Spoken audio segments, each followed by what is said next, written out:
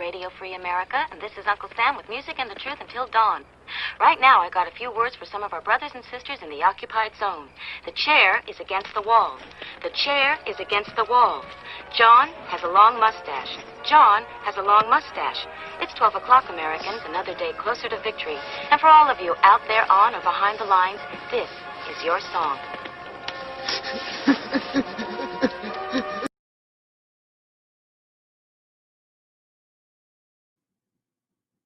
And welcome everybody to our daily gun show. Come to you live every weeknight at midnight Eastern, and we talk about guns for an hour. So, highly scripted show. According to the script tonight, we will be talking about the stuff that is in the description of this video, which I'm opening up now.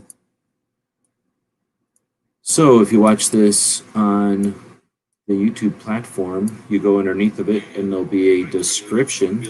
And in that description, there'll be a bunch of stuff down there. And that's what we're going to be reading off of at the beginning of the show here.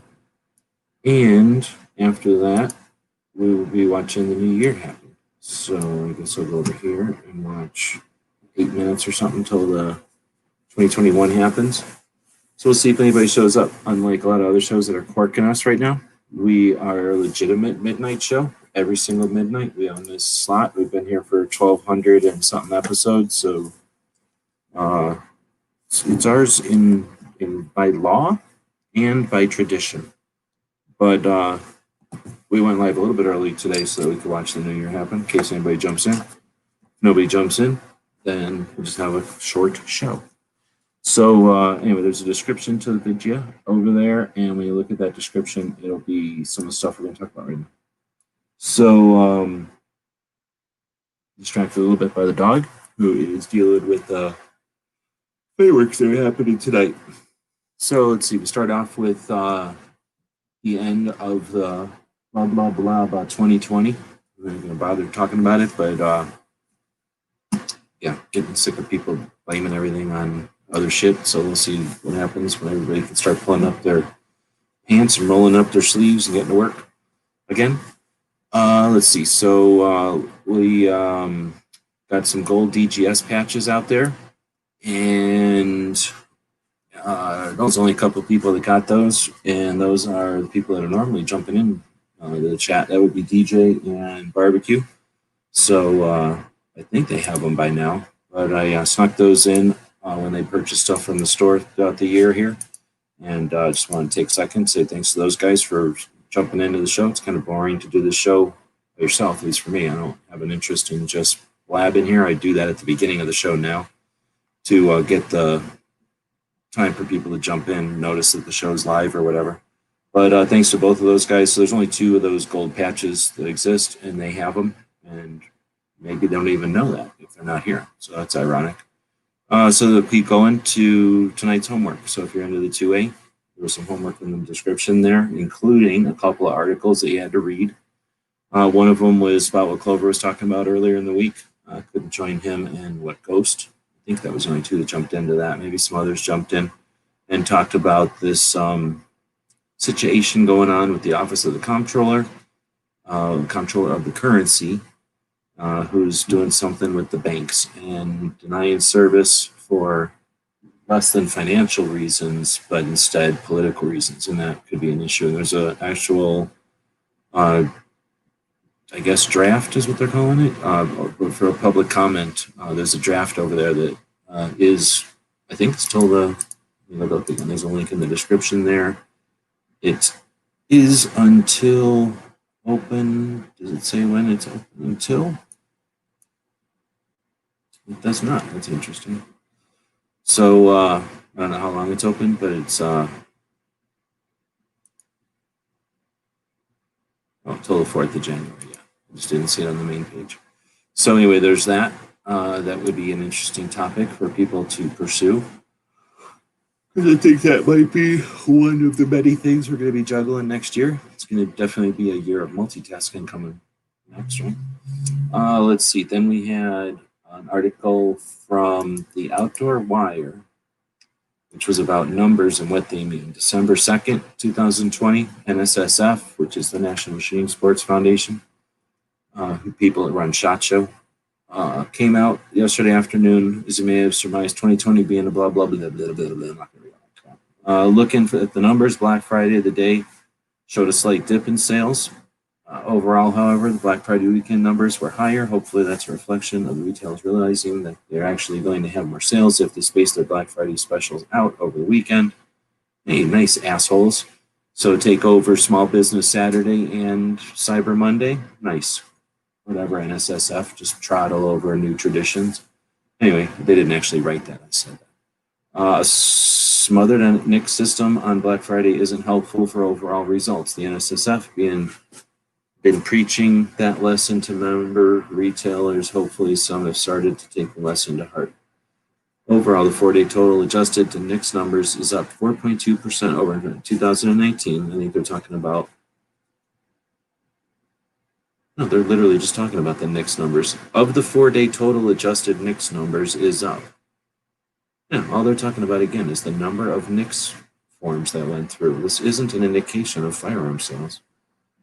Anyway, they say overall, the 4-day total of adjusted NICS numbers is up 4.2% over 2019, with a total of 400,000 plus checks this year versus just barely over 400,000 last year. So we're talking about a difference of 17,000, and that's up, right? So they're going to say numbers are up because of 4.2%. Are you kidding me? They're out of 400,000. They're acting like 17,000. A 17,000 fluctuation is significant. So I guess if you consider 4.2% significant, then yeah. Cyber Monday produced some eye-popping numbers with totals up 62% over 19. That's 123,000 checks versus 74. That's a big difference. So that's, 2/3 the size difference, not less than 5%. Not less than half of 10%. Anyway, overall, 2020 numbers were another record. November 2020 figures, NICS figures. They keep saying NICS, NSSF adjusted NICS figures.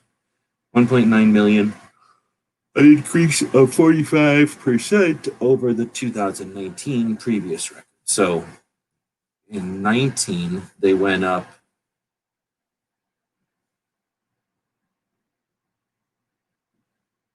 No, they didn't do shit. They went up 50% or whatever that one number was throughout the year, but they were just talking about Black Friday on that first one. So yeah, out of 400,000 NICS checks that happened on Black Friday, there were 17,000 more in one day. Still insignificant in my book.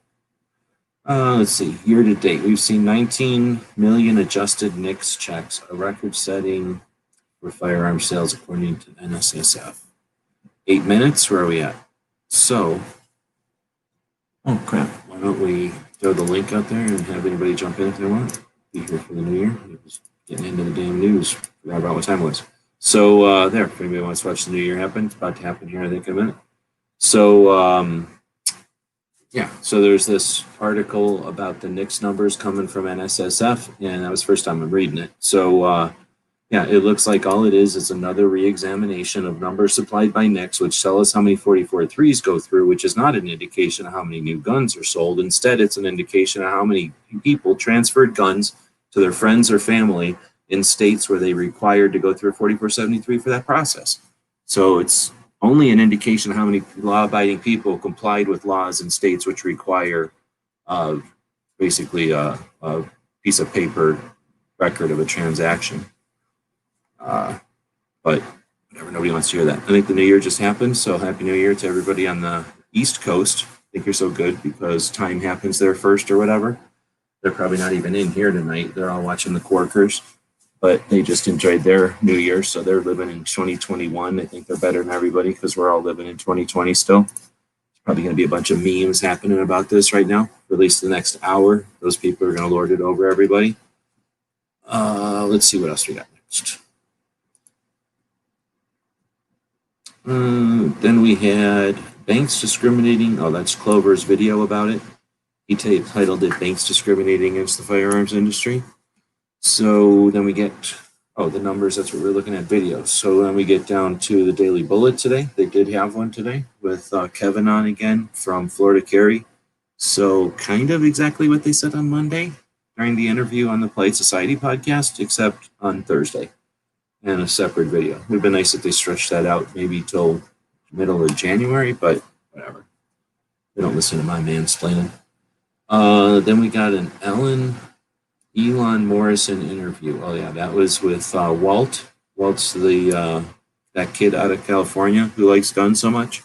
He did some interview with some guy who, I don't know, has a green screen, and I think he does a podcast or something. So they chatted a bit. It was an interesting conversation. I think it was like 12 minutes long. Defying NFA rules as a victimless crime. Oh, that's Yankee. So Yankee does video. I don't watch his videos very often, but I was bored today and I watched this one, and he was saying how the NFA is a victimless crime. It's interesting. I don't know if I've ever heard anybody approach it from that. So see if that one gets any legs. We've got, I was going to play this one when it hit the top of the hour. So Wield, who sometimes shows up here, posted a short, little goofy wrong ways video on YouTube, posting some cookies, I guess, a gingerbread house, and some kind of 9mm Wonder guns. Well, they're aluminum guns. They could be other colors or other calibers, I guess. I don't know.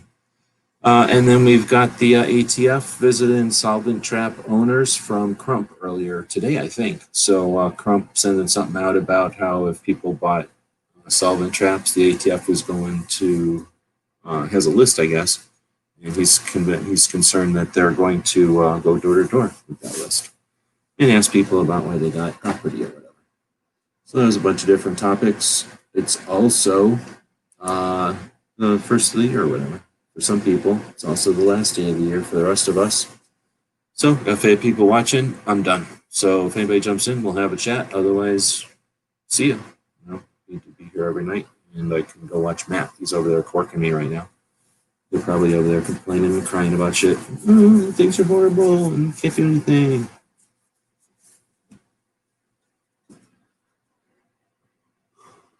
DJ's out there, probably working. Monty's out there. Good evening. James is out there. And I'm yawning.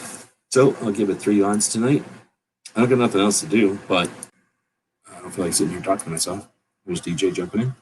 No, there's the StreamYard, blah, blah, blah. I guess I can make that go on the screen too. Good evening. Are you working? No, I got aced out of a spot tonight, so I'm going to be maybe be here for the new year with you and anybody else who decides to show up. And afterwards, I'm going to roll downtown and hit Club 415, get my groove on. I don't know what that means, but let me tell you a story about D.B. Cooper. There was this guy named D.B. Cooper back in the olden days, and he lived on the streets of New York. And back in those days, you had to fight your way up the rap ladder. So he would take his piece of cardboard with him, and he'd slap it down on the street and challenge rap battles with people, right? Or breakdance battles, I guess. And until one day he became a famous mixologist or whatever that's called. So this little story there, like you got to keep going. So if you get aced out of that gig, you grab your cardboard and you go breakdance in front of them furiously till they give you that gig back. It's an inspirational New Year's story from D.B. Cooper and Gun Channel. Oh, wow. If I were to throw down my piece of cardboard and start my B-boy moves, I would probably just collapse again. But no, I imagine there'll be some movement. And yeah, it was just, it wasn't an opportunity lost so much as it was one apparently I didn't have. So I'm just going to dismiss it like I'm going to dismiss 2020 and keep the focus forward on 2021. I plan on doing a little special project on the 1st and the 2nd in my state capital. I'm going to be coming up on an anniversary that's really, really important to me in February. February of this last year was when I went to my state's Capitol building in Lincoln, Nebraska, regarding the an open comment session for Legislative Bill 58. and LB58 was the first time they were trying to get a red flag law going through, and it wasn't.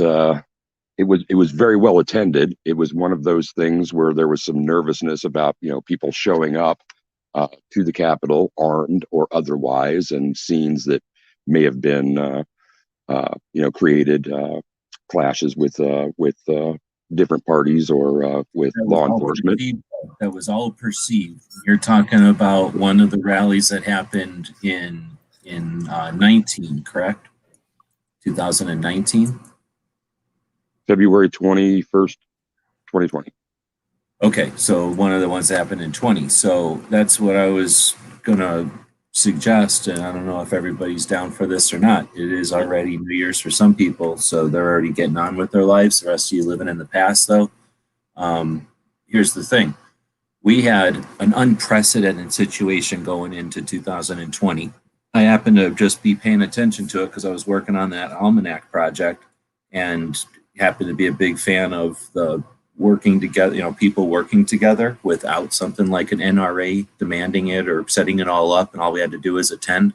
But instead, the grassroots, the example of grassroots, right? The result of grassroots, when people would show up to places, and it was awesome, right? There was a bunch of cool stuff happening, not necessarily due to a direct situation, but instead due to a frustration and enough people becoming coordinated and seeing examples of it working, having an idea of a plan to go. So we saw that going into 2020 at a level I'd never seen before, ever. Like rallies set up, and I guess what you say, the experience of so many rallies the momentum of so many rallies happening that were potentially violent because no one had seen one before, but then turned out to not be at all, instead to be the opposite, very encouraging and inspirational or whatever, and creating awareness. So I think that part of the leaning into the whole separate yourselves and leave everybody alone, blah, blah, blah, is, we often overlook the First Amendment. We overlook a lot of them, but, because we're always focused on a second. Big piece of that First Amendment, though, that almost everybody overlooks is that assemble part. And I think this last year has shown me that assemble part is so crucial and critical.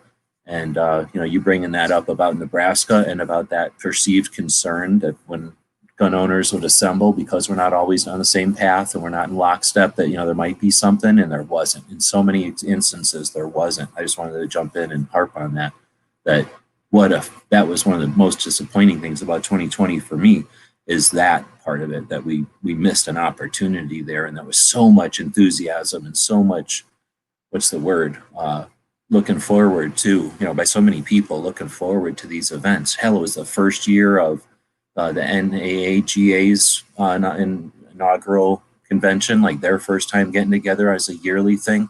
It was going to be the second year of train and learn, a totally new way of getting together, people in the industry and stuff. But anyway, I'll quit harping on the negatives. We also are going to be able to talk about what happens when SHOT Show sits down and wets the bed. There's already new events happening that are never going to slow down. They're never going to stop happening like SHOT Show. They're going to be forged in, we happen in spite of SHOT Show, and they're going to hold that as a badge of courage. Remember, we were there in 21. Anyway, Culver's in here, DJ's in here. We're talking about real two-way stuff on the first day of the year, or the last day of the year, depending on where part you live on this rock, where you arbitrarily decide the day changes. Go. It's the first day of the year for most of the planet, correct? Yeah, that's the thing. I think somewhere in Greenwich, England, right? No, what am I saying? It's over in the middle of the Pacific. They've all them New Zealanders have had a new year already. All of Russia's already living in the future, right? That's where the day thing is. Yeah, that's why, the Y2K thing, that's why it never freaked me out that much. I'm like, you realize that most of the world, we knew that we had a mission. But if we started seeing chaos happen, hour chunks around the world, then we knew it was inevitable. But yeah, we did have a pretty much almost a day cushion. You're right. And that's why as soon as it happened, we started partying so hard on that. because we seen as soon as it started happening in Russia, because that's what that was our New Year's, whatever that was, noon or something the day before. Yeah. But we also still we were prepped to the teeth because shit, well, whatever. We were prepped, and you never knew. I mean, there doesn't need to have a follow through of a potential for a bunch of people who are ready and eager to follow through. Oh, it didn't come the way I wanted, but I'm still going to make it happen. Who knows if that kind of shit's going to happen? So because of that, we were all still a little bit on edge, but of course partying because we knew the mechanism of failing. But you never really bought into the why of Y2K, right? Oh fuck yeah, I worked at AOL at the time. Oh, and I knew people with massive fortunes who knew exactly what was going on, who left society because they could. There was definite fear that some of the little stuff was not going to be able to figure out a rollover of 2 digits with with only 2-digit characters. The little stuff though, the little tiny codes out there. Right. The big stuff, nobody cared about Windows and blah, blah, blah. We cared about like infrastructure shutting down, and it only would have taken, I don't want to get into tactics for that kind of shit, but it could have only been a couple of things that took down hinges or weak links, and then boom, a lot of chaos happens. And that was the fear. Not that it would be like, turn off the switch in our caveman days, but the residual echo, because imagine a blackout everywhere, or imagine a tidal wave everywhere where there's no one to come help. That would have been the scare. But no, I wasn't a coder. Like I never got to the point where I was like, oh yeah, I know so much COBOL that I understand you guys completely. But because there were so many people that had they literally sold a lot. Like I used to work with people who made a lot of money day trading and stuff. And these people sold fortunes of stock, and then, which was, not normal. Like everybody else kept that, and I'm sure they're very wealthy today because normally people don't sell their stuff that they're living on, right? They're making their money on. These people sold out, cashed out, moved out of society, bought castles and giant homes in the middle of nowhere. That's nothing new. People have been doing that, I guess, during the oil crisis and probably during the wars. It's just a thing people do that can afford to do it. But I just happen to be working with people that can afford to do it, so I definitely see people leave. And because of that, I was super concerned. And it wasn't like the internet. Remember, this was before the internet. So while we were sitting at home watching Seinfeld, right? And I don't know what else was on at the time, listening to the radio still. I remember we still had cassette tapes. We were still recording stuff off of the radio on cassette tapes in the 90s, right? At least I was. Yeah. So, like shows, like they would play concerts and I would record those concerts off the radio because there was no other possible way, to get a concert from 1970 that they played on the air, to get it on a cassette tape like that. You couldn't just go to some record store where they have every concert or something like that. So anyway, we would record stuff on cassette. It was that ancient of days. So it's like, when I'm at work and watching people freak out, I was like, I guess there's a reason to be freaked out. If I would have had an internet to find out more, I probably would have been a little bit more at ease. But and I was younger too. I had about 2 years into IT and stuff, and so I wasn't terribly concerned. But it's one of them things where you're right. We're in an information technology age at literally everybody's fingertips. You know what I mean? And that was a time when that was not the case. So, imagine nowadays with the people that talk about things with these platforms, right? Whatever it might be, that talk about the negatives and this, that, and the other. And it's simply coming from a perspective of ignorance because they don't understand the platforms. But imagine that ramped up to the nth degree, right? Because back then there was absolutely no information available. So all it took was the potential scare on, a major news channel or something. And then that gets perpetuated through the communities and the cities and the counties and everything else. And you're right. And you're right with older equipment and older programming and stuff like that. There was somewhat of a legitimate concern. Well, yeah, they didn't even think about the 2000s when they built some of this stuff in the 40s because they assumed it would be like everything else, rebuilt 6 times before 2000, before they even thought about anything like that. Yeah. But as we were saying that, all of that concern was happening, or all of that happened in an environment, in a society where everyone would have looked down highly look down on the media for hyping something unreasonably or for no reason. Like, you know what I mean? Like nowadays, there's no hold bar. They can stress out and freak people out about whatever they want. And the worst that happens is people are aware of it, but nobody holds them to it. There's no public, call it like court or anything. There's no way to hold anybody to anything, it seems. At least we haven't figured that out yet. But yeah, that was a time when there was a restrain or a refrain, whatever that's called. Like there was a conscience of the press to some extent. I mean, they wanted to outdo each other, but they wouldn't do anything to outdo each other, I guess. Right. At least it didn't seem like it. We used to buy concert recordings on black market. I mean, I hear you, and I understand all that. I just live in Tucson, so we didn't have at least I didn't have money, so I could buy blank tapes. And then there was this.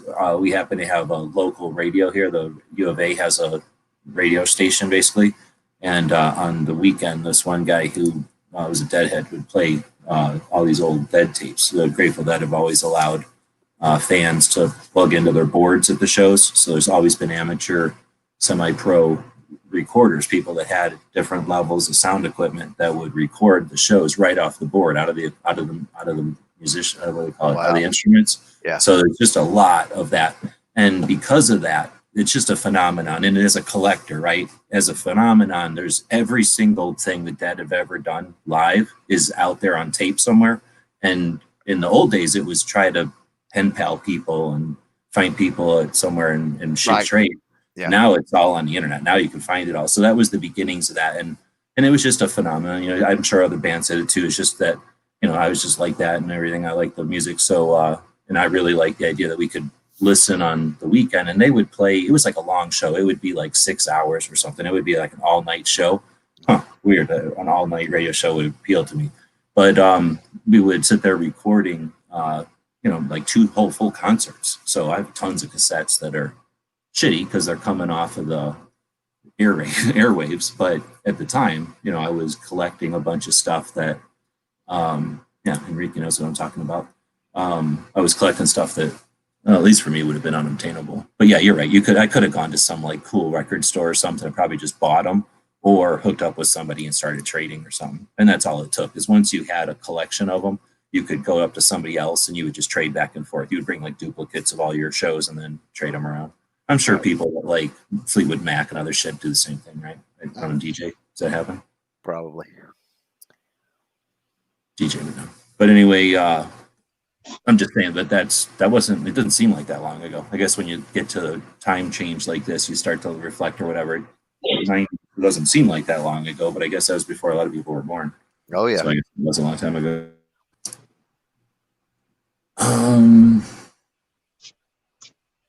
Yeah, and that's the other thing, because that show was so long, that's where I found out about recording the radio onto VHS tape, because VHS is wider, bigger tape, so it sounds better. And you can set up VCRs to record for like 8 hours on slow or whatever it is. So anyway, that was a trick. I never got into it because I wasn't going to listen to them on my VHS, but I knew people that did that. Mm-hmm.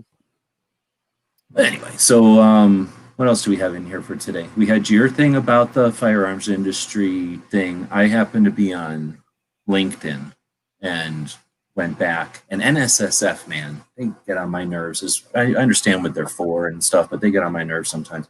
So they posted something about the NICS checks again.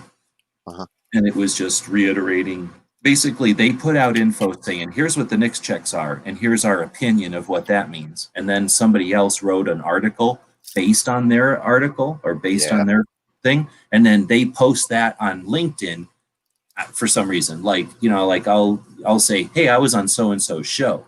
But what they're saying is, so-and-so has, I don't know, are they saying so-and-so has the same opinion as us? Or are they just saying so-and-so said our stuff again? Or like, you know what I mean? Because basically they're just reposting what somebody reposted them. So they're stroking themselves. But basically my problem is, again, I don't think it's an indication of nothing other than the fact that we have a whole bunch of states with universal background checks now.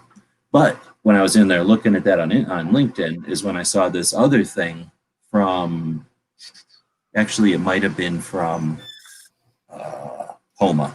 I unsubscribed to POMA today, but it might have been the last thing I saw from POMA, or it was from NSSF. Anyway, it was a another kind of creepy rebroadcast, but in a guise of a article, like on some blog or something, but it was really just a repost, effectively a repost. And it was kind of doing what you guys said in your show, from what I remember of your guys when you and Ghost went live, was this is happening, and is it good or bad? Like, who knows? Like, it's just happening, and it's not necessarily good or bad. And that's sort of what the article said. But anyway, I took that as an opportunity to shove a link to your video up here. So you into it? You want to try to say what the hell is happening with that? Yeah, we can talk about that if you want. Sure. Yeah, I mean, they're going to be coming at us, so it's not like we can start going, oh, I'm tired, or last year was difficult, so shouldn't we get a rest this year? Like, we should be multitasking the shit out of figuring out how to. Right? Well, what aggravates me is this is an issue that's not sexy, so I'm surprised that there's anybody at all talking about it. Because the sexy thing is they're coming for your guns, they're confiscating your guns, they're going to ban this, right? And so people need to be paying attention, and people need to be getting the word out on all fronts. If we were firing on all cylinders, and we were blocking or defending or even progressively attacking, every little aspect, and pushed back on every little thing that was thrown our way. And this particular thing is not necessarily, like you alluded to, it's not really good or bad. It's like I've already commented a couple times, but I'm still kind of conflicted, because ultimately it's like, the government shouldn't be involved in this anyway. But basically what it is, are you talking about the banking discrimination thing? Is that the one you're talking about? Yeah, where it's basically, I don't get it because I just only read it and listened to you guys, and it isn't necessarily, well, you said it's not sexy, but it's also not clear. Like, it isn't like, here's cut and dry, easy black and white way to describe it. Yeah. Instead, it's like, it's saying you don't have the right to discriminate based on a political view of the manufacturer. Sorry, you don't have the right to discriminate on its money or something. Well, first off, let me just say that, yeah, people need to go to that video of mine or whatever link you can to go actually read the document for yourself. I think that we really need to be pushing self-education. This idea of me telling you what it says, I mean, you did a great thing with reading the last one. I like that for people that maybe can't read, or for whatever reason, or that's just easier for them to consume and understand. But you need to listen to it in that sense multiple times. You need to try to understand what it's saying for yourself, so you can form your own opinion, so you can make coherent, specific comments to this. Now, with that said, this is difficult. I mean, just throwing that when it's difficult, listening to it once, making a comment, but then listening to it again and having a different thing to make a comment on, that's good to go. That's appropriate. Yeah, you can comment multiple times. Just make sure it's not, it's on different issues.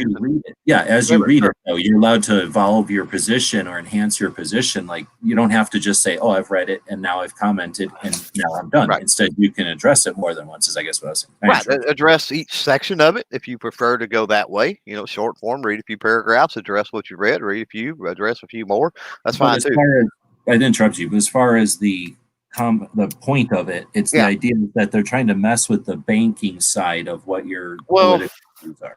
Yeah. So in a nutshell, what they're wanting to do is they're proposing a rule change. They're proposing changing the way that they handle financial institutions. So first of all, let's see. Let's back up and let's make sure that we're talking. This is not a firearm specific thing, and that's one of the reasons it's not sexy, right? But there's lots of things that go on in our government that firearm stuff.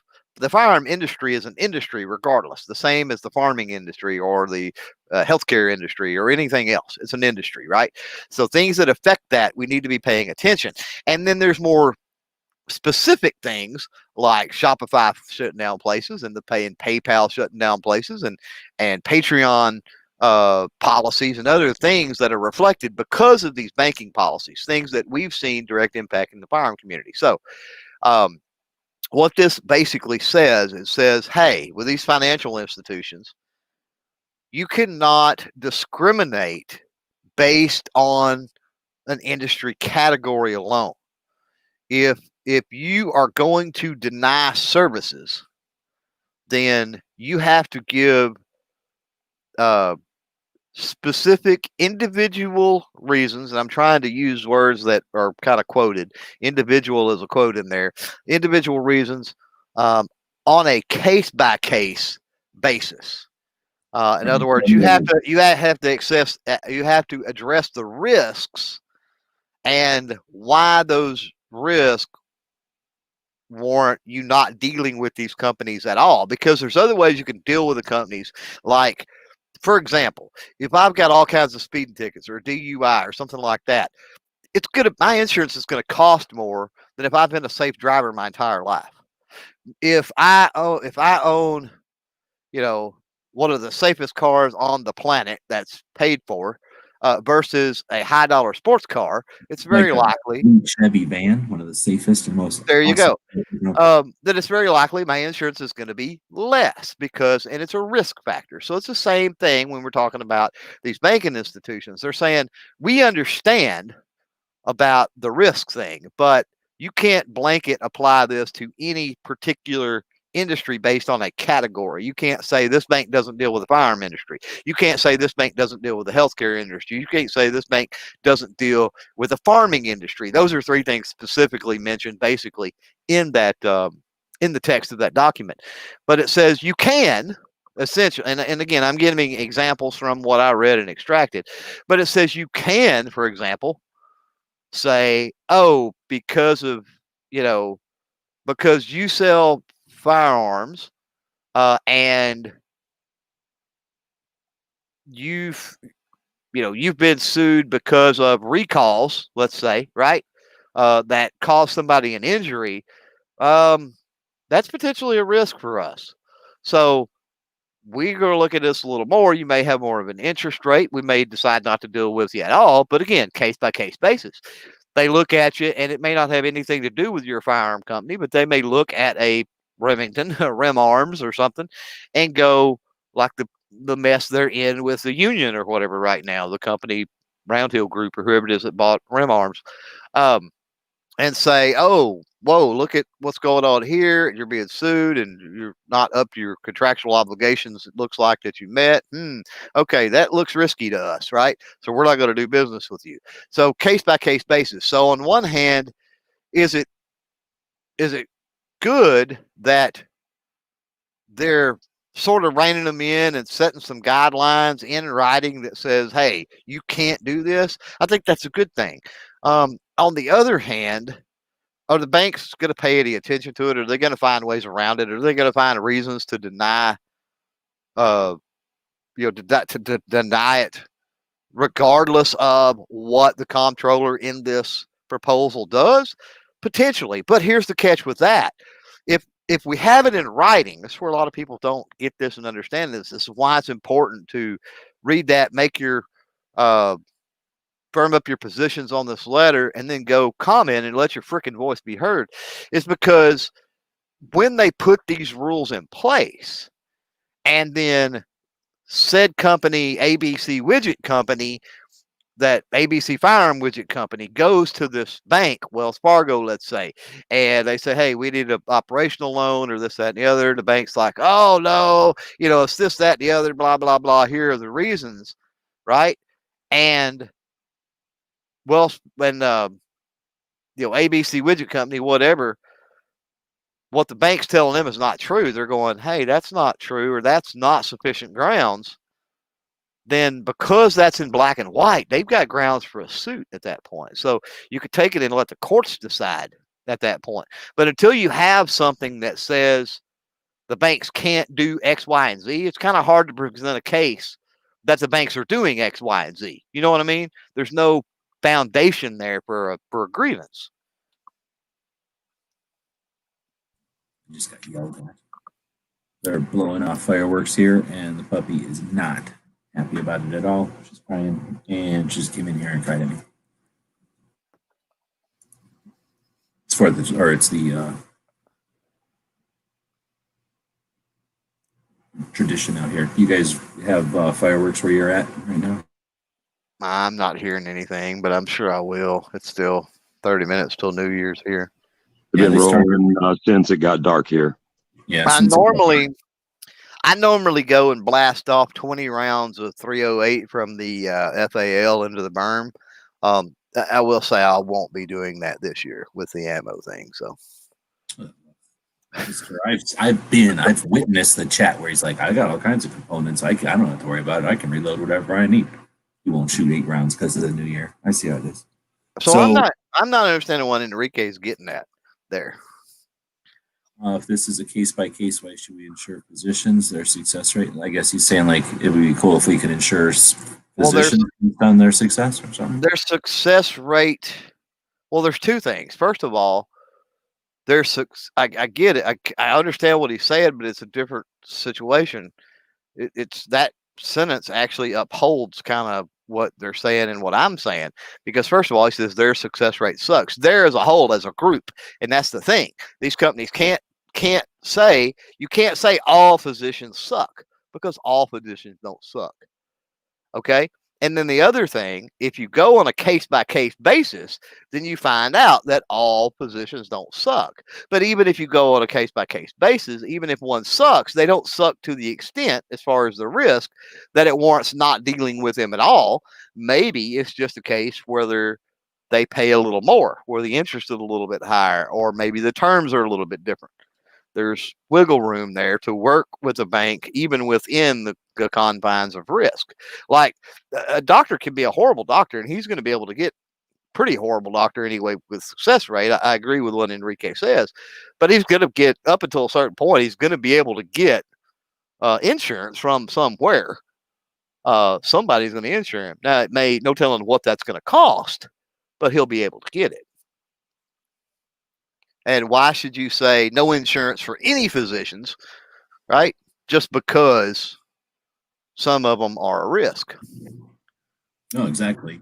And, you know, I don't know. I'm a one issue. I care about guns and gun history about it. But it just seems to me like if you say what you just said, like no insurance for them, that's just not practical. When if there's a free market and somebody's willing to insure them for whatever the parameters are, then give that a chance, right? Yeah. Let that happen. And so we're taking a left turn out there with Will and Well Armed and some of his comments talking about insurance on firearms. We're talking about the specific legislation through the Comptroller that people really need to be commenting on right now. Right. So that's a whole different thing. We're talking about companies dealing with banks in this situation. We're not talking about the individual having to have insurance. Now, there's also a thing going on right now where PayPal and eBay split. So I guess did not hear that. Yeah, what was it? eBay bought PayPal, I guess, one time ago, and it's just always been the same. And then PayPal, I just assumed it's its own thing, but I figured it was eBay, right? Mm-hmm. Well, they're not the same anymore, and I literally have to change my eBay stuff. My existing auctions need to change because they don't work with PayPal anymore. So PayPal continue to be PayPal, and it'll have, I don't know if the inherent stuff that we've had with PayPal in the past with firearms and whatever is PayPal's trip or if it's eBay's trip. But now that eBay has its own other fun thing that goes straight to your bank, I guess, we'll see if that turns into like, go ahead. So yeah, I just wanted to clarify what you're saying. So when we talk about PayPal, when we talk about Patreon, when we talk about Shopify, we talk about a lot of other entities, right, that handle your money. Okay. They're what they call an SMB. Now, I don't understand the acronym. I don't remember it, I should say, right? But it's in that document. Go read it. But they're what's called an SMB. So they deal with the banks, right? So PayPal is dealing with banks. And so if they're dealing with a bank that says, oh, you can't allow this, then they can't allow that, right? So this legislation would potentially allow the banks, the PayPal or whoever it might be, to better work with the bank, with the bank, because the bank can't discriminate and say, oh, you're okay on every industry thing that you bring in, every item, but it can't be firearm related. They can't do that. Or like a PayPal or something like that. Somebody who wants to be a payment processor, if they say I want to have a bank, in each state, but one bank says, yeah, I don't want you to work with corn because we're soybeans here. And another bank says, I don't want you to work with chocolate because, we're against Pennsylvania. And you know what I mean? So you could turn into a whole thing where like you're like, okay, you can use this as a payment processor as long as you don't use Bank of America or Chase or First National or whatever the other banks are called, right? Right. Like, you know, like that would be I guess. But Yeah. at the same time, like quit meddling with stuff. And if somebody wants to make a poor decision, let them crash. So I hear what you're saying, but we're not answering it. We're just saying that there is a comment period open, and if we want to exercise the pens and the soapboxes and the exercise our ability to make a voice be heard so that the mechanisms are not mysterious, right? The mechanisms of government, then this is an opportunity for us to talk about something and to get to some skill multitasking. Because again, I think that's something that we had the luxury and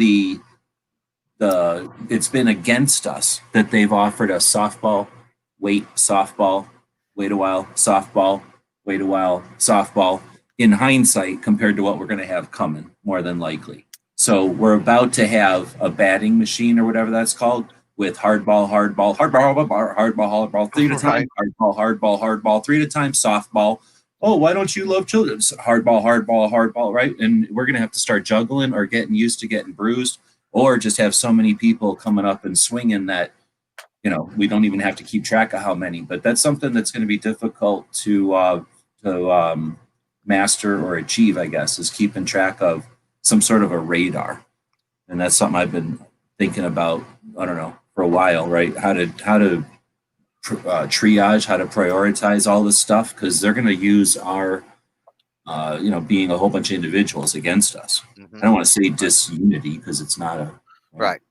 Well, just it aggravates me because you'll have people that complain, right? That Patreon did them wrong, or PayPal did them wrong, or Shopify shut them down, or their credit card processing canceled them, right? And they'll go on YouTube, or they'll go on Facebook, or they'll go on Instagram, or they'll go on whatever social media, and they'll raise 9 kinds of cane about, oh, this company, whatever, blah, blah, blah, did this to me.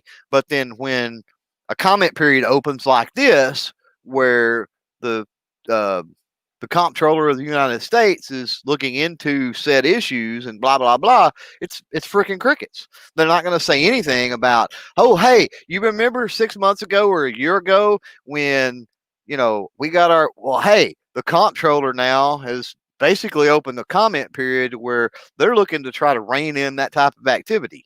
They don't even mention it, that it's out there.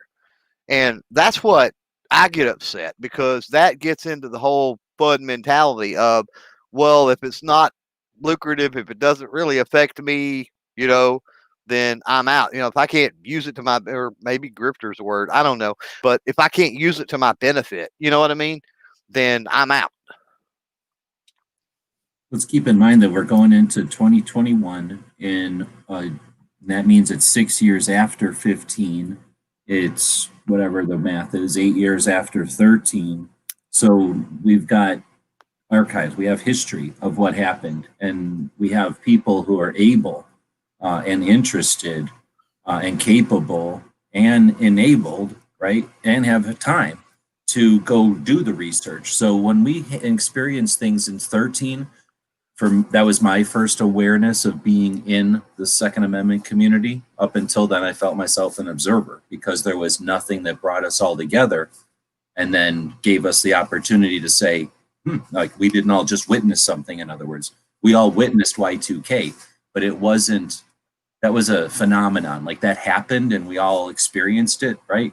I guess like the tide, a big wave came and we all rose a little bit and it went back down and nothing happened. We all went, that happened.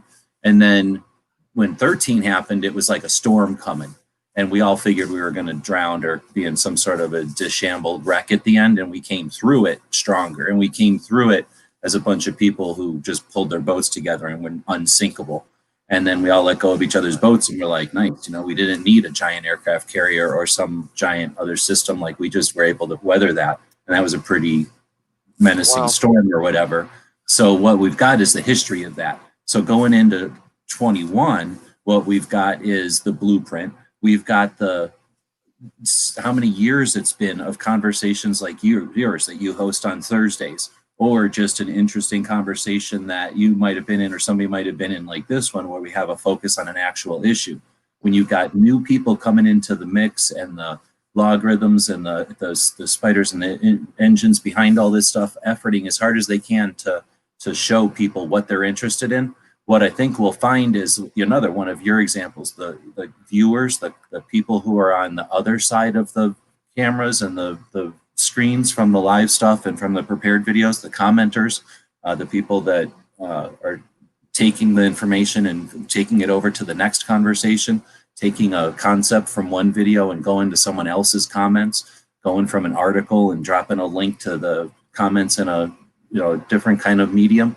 I think what we've got now is 6 years of precedence, ability, and a different environment. So if we go into 2021 with just the skills and shit we had in 13, it would be different, but we're not. We're coming in with all the stuff I just described. So I could see 2021 being more of an exercise in using our muscle than an onslaught or something. And I'm not saying it's a given, but I think that we've got that potential, because just as you were saying something there, I was thinking about how twisted and crazy a conversation might get about something like banking and firearms, because it's so theoretical and potential and there's so many little tentacles to it, right? There's just so much. But think about what's happening when we watch a conversation, when we're on the other side, like those people out there that are watching this conversation, right? You remembering all the stuff that you've seen. Well, think about it. Clover just said something interesting about this topic. The next time you're in a conversation, you can go to this video or something like it, cue it up to wherever Clover's talking about this thing you were talking about, hit the thing where it says share, and it'll give you the opportunity to copy it, not just the whole video, but the video at that timestamp. So now you can take that to a forum or to another comment or something, make your own video to address it, and talk about something that, or use Clover's as reference or as to articulate your point or whatever. So that's what I think we've got going in 2021. People that are interested, able, and they have all this resource. So I think we've got a lot of opportunity. I'm not a given, but I'll shut up and see what you guys think about it. Well, it's an add-on and potentially amplify type scenario, right? Potentially. At least all the potential, at least all the stuff is there. All the mechanics are there. Whether or not people do it and it becomes a thing, but all anything takes is somebody doing it and then somebody else doing it, and then it becomes a trend, and then everybody does it. Imagine how crazy it would be if they came after us. I keep thinking more and more about it as I watch the California frustrations, right? The channels that are just super frustrated at California as gun owners. When those people hit the big screen, the federal, like the national scene, right, they're not holding anything back. Like they're going to go straight for the NFA, from what I can tell.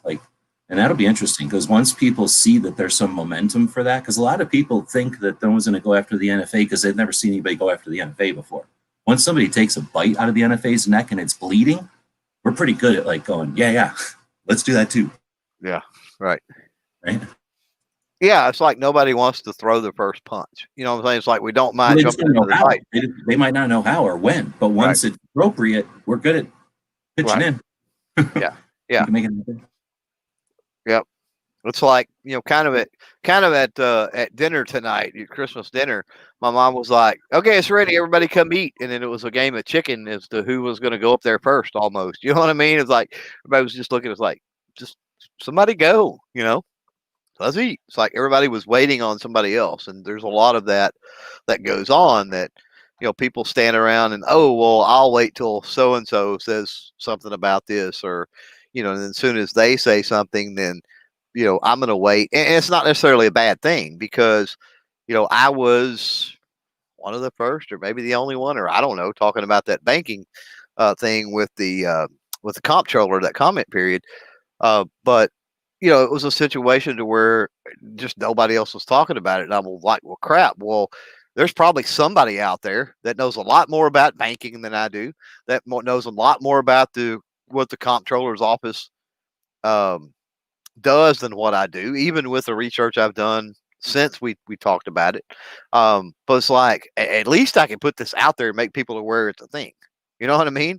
And then from there, maybe somebody that does know more about banking, or more about how the comptroller works, or more about lending, or more about the relationship with firearms and, the financial sector, or whatever it might be, will at least pick that up and go, oh, this is the thing. Well, I know all about this. What's going on here? And as you're saying that, I mean, I've been wanting a industry, what's the word, like an industry sparked version of Patreon, right? I want an industry crowdfunding platform. We've had 2 versions of that so far, but neither one of them got off of the runway. They just kind of taxied for a while.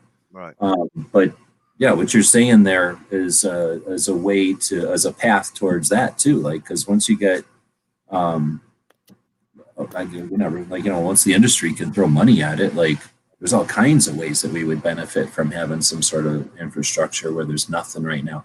So I guess that's an opportunity for people to come on board with that as their thing. Yeah, and so going down that pathway just for a second when you talk about that, and I don't want to. I'm not going to throw anybody in the bus, so I'm not going to mention any names. But you, of course, you'll know who I'm talking about.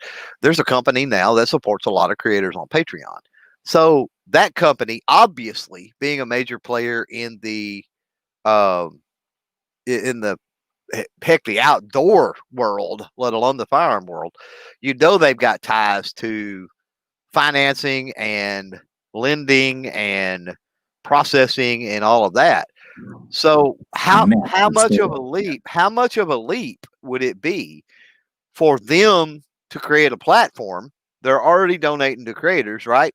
For them to build a platform, the creators go to their platform, and all of the people that's giving money to Patreon, a percentage, I'm doing air quotes, to Patreon, while they're supporting these creators, now they're making a percentage. So, I mean, they're giving back to us, sure, but then they're also making a percentage off of, so in a sense, they would be offsetting or potentially even making money, right? I mean, I hear what you're saying. I don't disagree with the concept, but it's just too much multitasking. There's definitely other industry though that could jump. No, I mean, I was using that as an example of what's going on, and they have the mechanisms and stuff at their disposal that they could do it. So I'm not pinning them down as a, you know what I'm saying? I don't want to see like an industry create it. I'd rather see it come out of just wise people and make it its own entity, I guess is what I'm saying. Just so that it doesn't have like a Toyota flavor instead of a Ford flavor because there's industry touching it.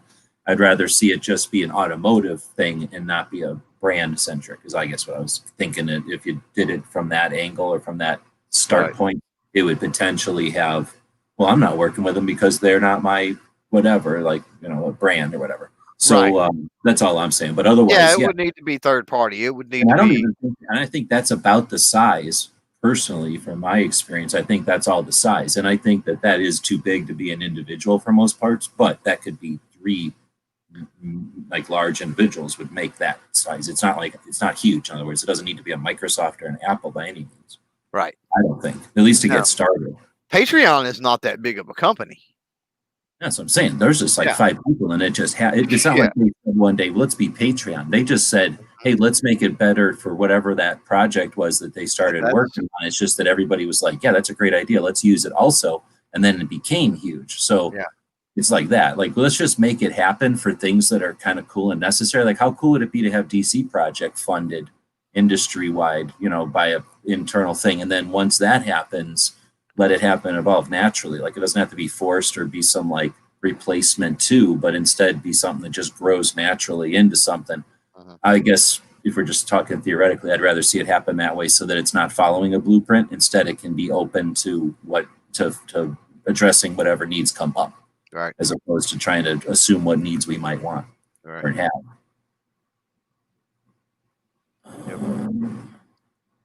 Well, we fixed that, I think. There we go. You're welcome. So, but Wield had an interesting one before, and those guys addressed it, so I was going to hit this one too. So that's a while ago now, 10:30, 20 minutes ago. Wield was saying, but what if, and I guess I don't think he was addressing what you're talking about. I think he was just throwing a theoretical out there based off of what you were kind of talking about. But that's at least how I'm reading it. But what if theoretically Biden forces gun owners to buy liability insurance? Dead horse is kidding around, but basically, something that they push, and I could see them pushing. Like I say, I'm ready for everything. I'm water, man. Like, they're going to be throwing anything they can think of.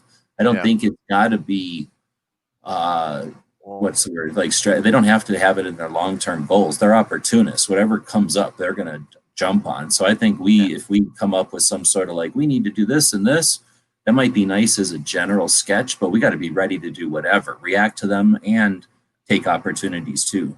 Right. Well, I think it's going to be, I think it would be, let's look at if you've got Biden, you've got, the entire, Congress, let's say the Senate, we have issues with Georgia. So Biden's kind of got free reign. And let's say this does pass. Let's look at a worst case scenario. You can get auto insurance super, super cheap.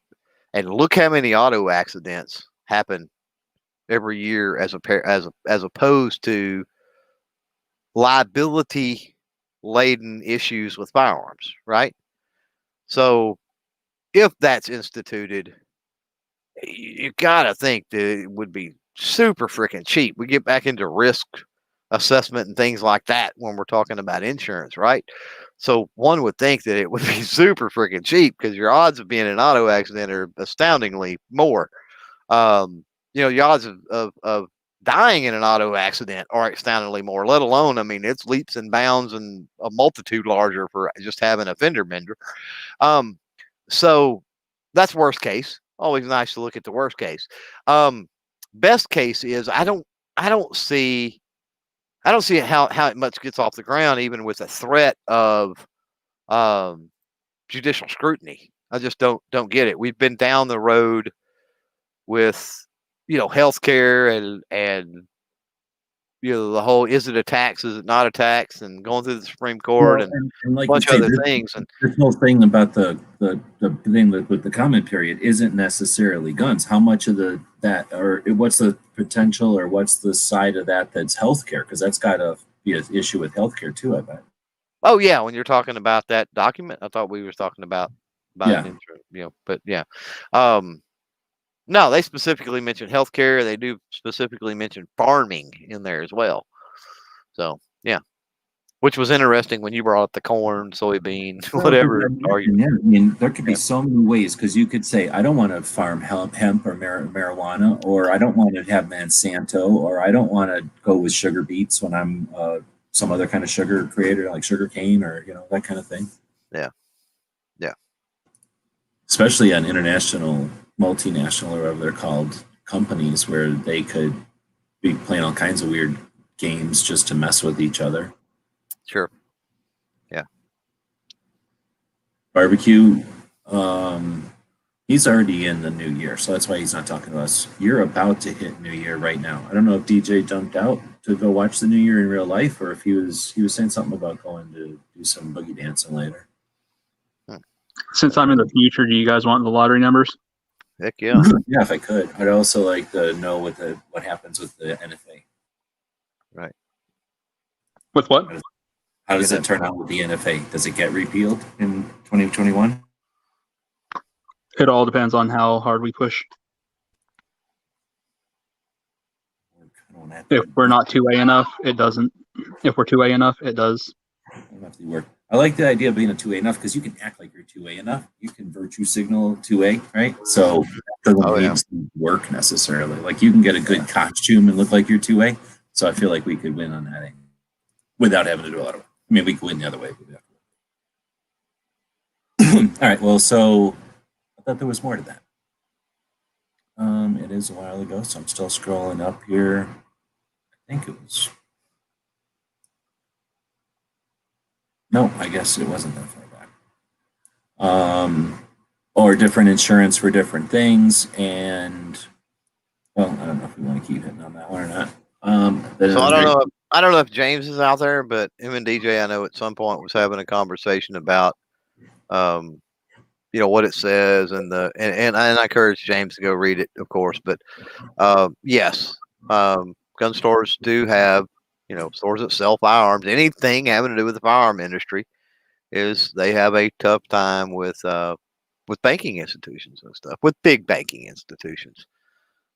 Smaller ones, state, banks and some things like that, maybe not quite so much, but large financial institutions.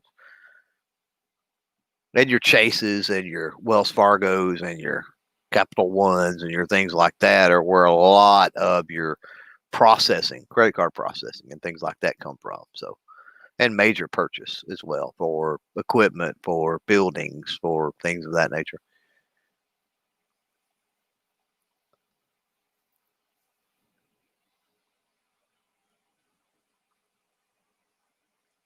But it's not, yeah. The way they're saying it now is that, they don't believe banks are basing it like they should, which is on an individual and a case-by-case basis of said business. They're doing it a case-by-case risk assessment of said business. Instead, they're basing it solely on the industry. And so that's what they're wanting to, that's what they're wanting to address. And so my position, and I didn't comment this, I just commented that, I think, having criteria that treated all companies equal, regardless of the industry they're in, was a good idea. And that was, I'm paraphrasing, but similar to, the comments I left. But the having something where they change the ruling and they say you can't discriminate based solely on the industry potentially could open the door for grievances for said gun shops. As far as the legal system in the courts. And that's something that I'm interested in potentially seeing, because we should be able to address our grievances somehow. We should not be at the mercy, especially when you're talking about banks. Are one of the things that gets weird for me, because banks have been tied into the government for many, many, many years. And I don't think you're going to unravel that ball. If the banks were solely private institutions, I would have a much stronger opinion on it, but they're not. They've been bailed out. They've had money funneled in. They just the red tape and the regulations and things that's gone on there forever. Banks are almost one and the same with the federal government, and it's sad. And that's a whole different conversation, unfortunately, for a whole other day. But so if you've got government bureaucracy saying the rules and the procedures are X, Y, Z, and then you've got a potential client customer that feels they've been discriminated against, then you've got at that point an avenue to address a grievance. And I don't see a way up until this point, until that rule is changed and that's in black and white. I don't see a way for processes to go forward when you have issues like, I don't remember who it was, but not too terribly long ago, a company I deal with got their credit card processing pulled. And the only recourse they had was to go find another processor. That was it. And so they would probably have to go find another processor regardless for, short term to get things done. But, and they could also turn around and sue the crap out of whoever it was for discrimination. And enough lawsuits on these banking institutions and maybe they stop, picking and choosing winners, so to speak. Well, I was going to say it would be good to see some competition, because if they do have to go look for somewhere else, somebody else will come along, and that means somebody else will come along. I can do it for a couple of bucks cheaper. Anyway, it's about to hit. You're about to get New Year's, about 20 seconds. Woohoo. We're working off of the Qwarker over here, and so there's some proto lag. Oh, look, he doesn't even give a shit. He leaves his own chat. He doesn't give a shit. He's probably going to family more than his chat. Oh, and he's getting super chats. Look, that guy's getting paid over there. Boom, it's New Year's. So most of y'all are living in the future for me. I don't care. I can handle it. Wait, did it happen? Yeah, now it's going the other way. Yeah, okay. Now it's like 12 seconds into the future already. Let's see. You're getting props for trying to argue the brace thing with Yancey. He frustrates me on how he does see the new arbitrary interpretations of the ATF. Here's the thing with that, and I was going to type, and it saves me some typing. First of all, thanks for the props. Second of all, Yankee's a real dude. I've sat on the couch with him and had a conversation. Yankee doesn't intimidate me or scare me. I knew going into that chat with Yankee that I was not going to change his mind, because I know it's not like me and Yankee are drinking buddies or nothing, but I know Yankee well enough to know that you know, if he says X, Y, Z, then that's pretty much where he's at. Very seldom he change his tune. And one of the reasons that he's not going to change his tune is he's seeing it from a different angle or perspective.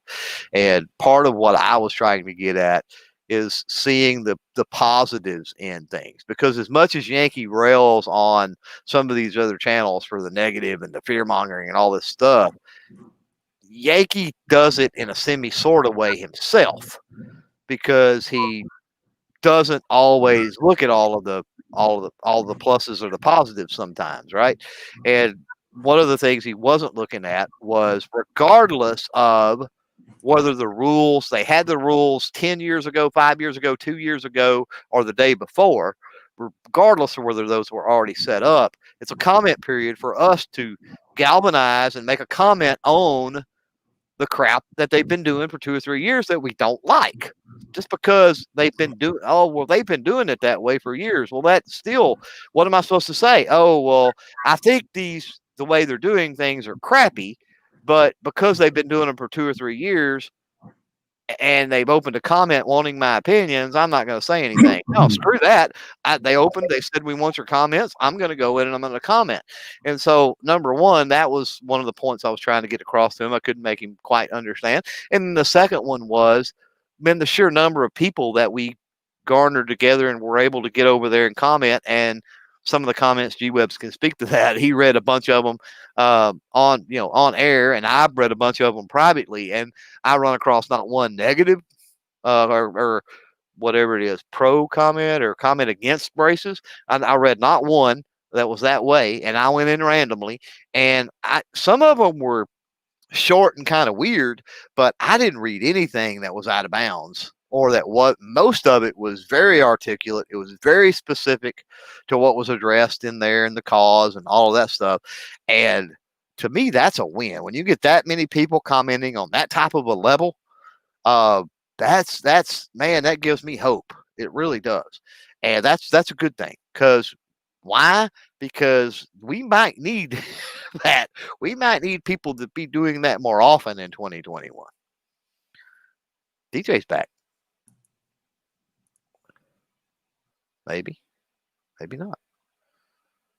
I had to go out to the porch. Central Time Zone, Clover. We're in 2021, baby. Yeah. We're in the future now. Nice. Yeah, I'm glad to be here. Yeah, we got just put my space boots on. So I feel like because of what happened, everybody freaking out in 20, is we lost a lot of opportunity to make 2020 jokes with vision and whatnot. And now we're going to be able to say 2020 hindsight, but I'm already feeling like it's going to be a bunch of bullshit Karen 2020 hindsight bullshit instead of like cool, inspirational 2020 hindsight. Right. Well, you know what they say, hindsight's 2020 and the fool is blind. So, you know what I am. Hello, fool. Hindsight's 2020, the fool is blind. Is that the whole thing? I never think I've heard it like that. Hindsight's 2020. This is a nice combo. The fool is blind. It didn't work. Yep.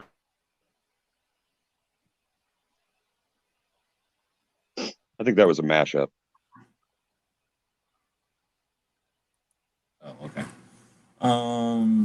Enrique saying agreed on the comments. Clover, persistence is the best deterrent to the left.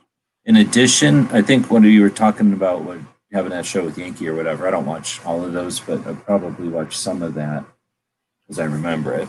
But anyway, I don't retain a lot of it because I've been talking to Yankee for too long or whatever. Right. And I talk to you for too long. I don't, need to listen to two people I talk to all the time. I mean, I'm aware of whatever you're saying, but it's not. I love you too, G. I love you too. You know what I'm saying? It's not like I'm taking notes on YouTube. I get it. So, I get it. Persistence is best, but I also think the other side of that is it's, and that's what I was going to say a second here, and I'll say in a second about Yankees' position, is that there's the other side or another facet to that, because it's not really the other side of a coin. It's just another facet of persistence is best, is that we have to have opportunities to be persistent. Like you don't just persistent by looking backwards and saying I was gonna. You have to do things over and over again in order for in the future for you to be able to say we were persistent, right? So with that opportunity, and if you don't talk about things and start doing it, then there's no record. There's no history, right? You have to do all that. And that's the part, I guess, with Yankee's position that I'm not going to suggest. I don't talk to Yankee at all. I talk to him more than most of you people because I talk to him live, but literally those things start, we go live, and they end. Like, we don't talk to Yankee, like you say, we're not drinking buddies at all. We hung out a couple of times and we know each other and we've chatted way too many times that I'm sure we're friends or whatever, you know what I'm saying? But I don't sit there and talk to him and ask him his position on shit. So I have no idea what he was trying to do or anything with what you guys were talking about. But I suspect for whatever reason, he was focused on the black and white, like the nuts and bolts of the issue, where I'm looking at the bigger picture, I guess, or the 1,000-foot view just of the waves and the whatever. My thing is that how often are we going to be used as a mechanism? So I'm looking at it as sure, like the mechanisms, whatever they are, they exist. Or I mean, the details, whatever they are, they exist because there's always details to the situation and somebody's got to talk about those details. But additionally, also, we need to talk about getting past worrying about the details every time they throw something at us that we have to worry about the details. We should be doing the detail part of it as an easy aside, you know, like your whole day isn't tying the fishing hook. Your whole day is putting up the boat and getting out there and getting fishing licenses ahead of time, enjoying the fishing, cleaning the fish, eating the fish, taking pictures, and remembering the journey as a whole thing. You know, you don't get tied up in how to tie the hook on the string because otherwise you'd have nothing to remember and it would be a boring event. Right? We have to get way past just focusing on whatever they dish out that day. Like, here's what you need to talk about. Here's the news of the day. It should be like, here's the news of the day and why are they giving it to us again? Or how come it came from them? Or how come this is the third time? Why does it always show up in September? Like, we got to start thinking bigger picture on how they're using us, right? Yeah. And even if there's nothing, even if I'm just being the E-Honda out of all this, right, with his whole paranoid conspiracy thing, awesome, because that's the only way you get an objective, devil's advocate position. Otherwise, you just think everything's great, or everybody's out to get you, and you only work from the enemy coming from one way. You have to always have somebody at least assuming the enemy's going to do something weird or unexpected or unplanned. Otherwise, you get caught off guard, and we don't have an opportunity to keep getting clobbered. At some point, like I say, we have to start making worthwhile, positive efforts so that we can start saying those are our accomplishments, like the M855, like this one. And it's tough. I mean, we get thrown into boxes all the time, and I hate labels and I hate boxes. And it's human nature to do that. It's all a part of tribalism. I get it. And so, I think part of it from Yankee standpoint, and honestly, a couple of people out there that are viewers and comment and do other stuff, they see it and they're like, oh, well, you say there was a win, and and they don't understand where I'm coming from. They don't understand my perspective on it.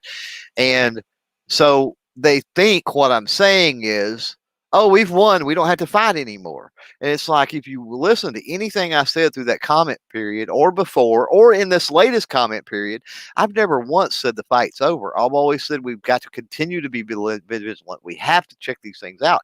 And I said it back when we were first doing we spent 3 or 4 days probably between me, you, and several other folks doing lives and doing different things with the brace comments. And during that, I specifically said it's a great thing if you don't know how to comment, you don't know about the Federal Register, and you don't know all that stuff. This is great exercises because the government always puts up stuff. This is not just about the ATF. You got to realize all branches of bureaucracy, I don't know if that's a word, but anyway, all the different bureaucracies utilize the Federal Register and comment periods and stuff when they've got rule changes and other things going on. And what freaking happened? It wasn't a week later till I stumble across this one from the Comptroller dealing with a 2A issue, banking and the firearm industry. So here we go. I'm getting demonized by some because I said it was a win, when I also said we have to stay vigilant and we have to learn this mechanism because there are other aspects, not just the ATF, of the government that use this mechanism too. And bam, there it is. And guess what? Nobody talks about it.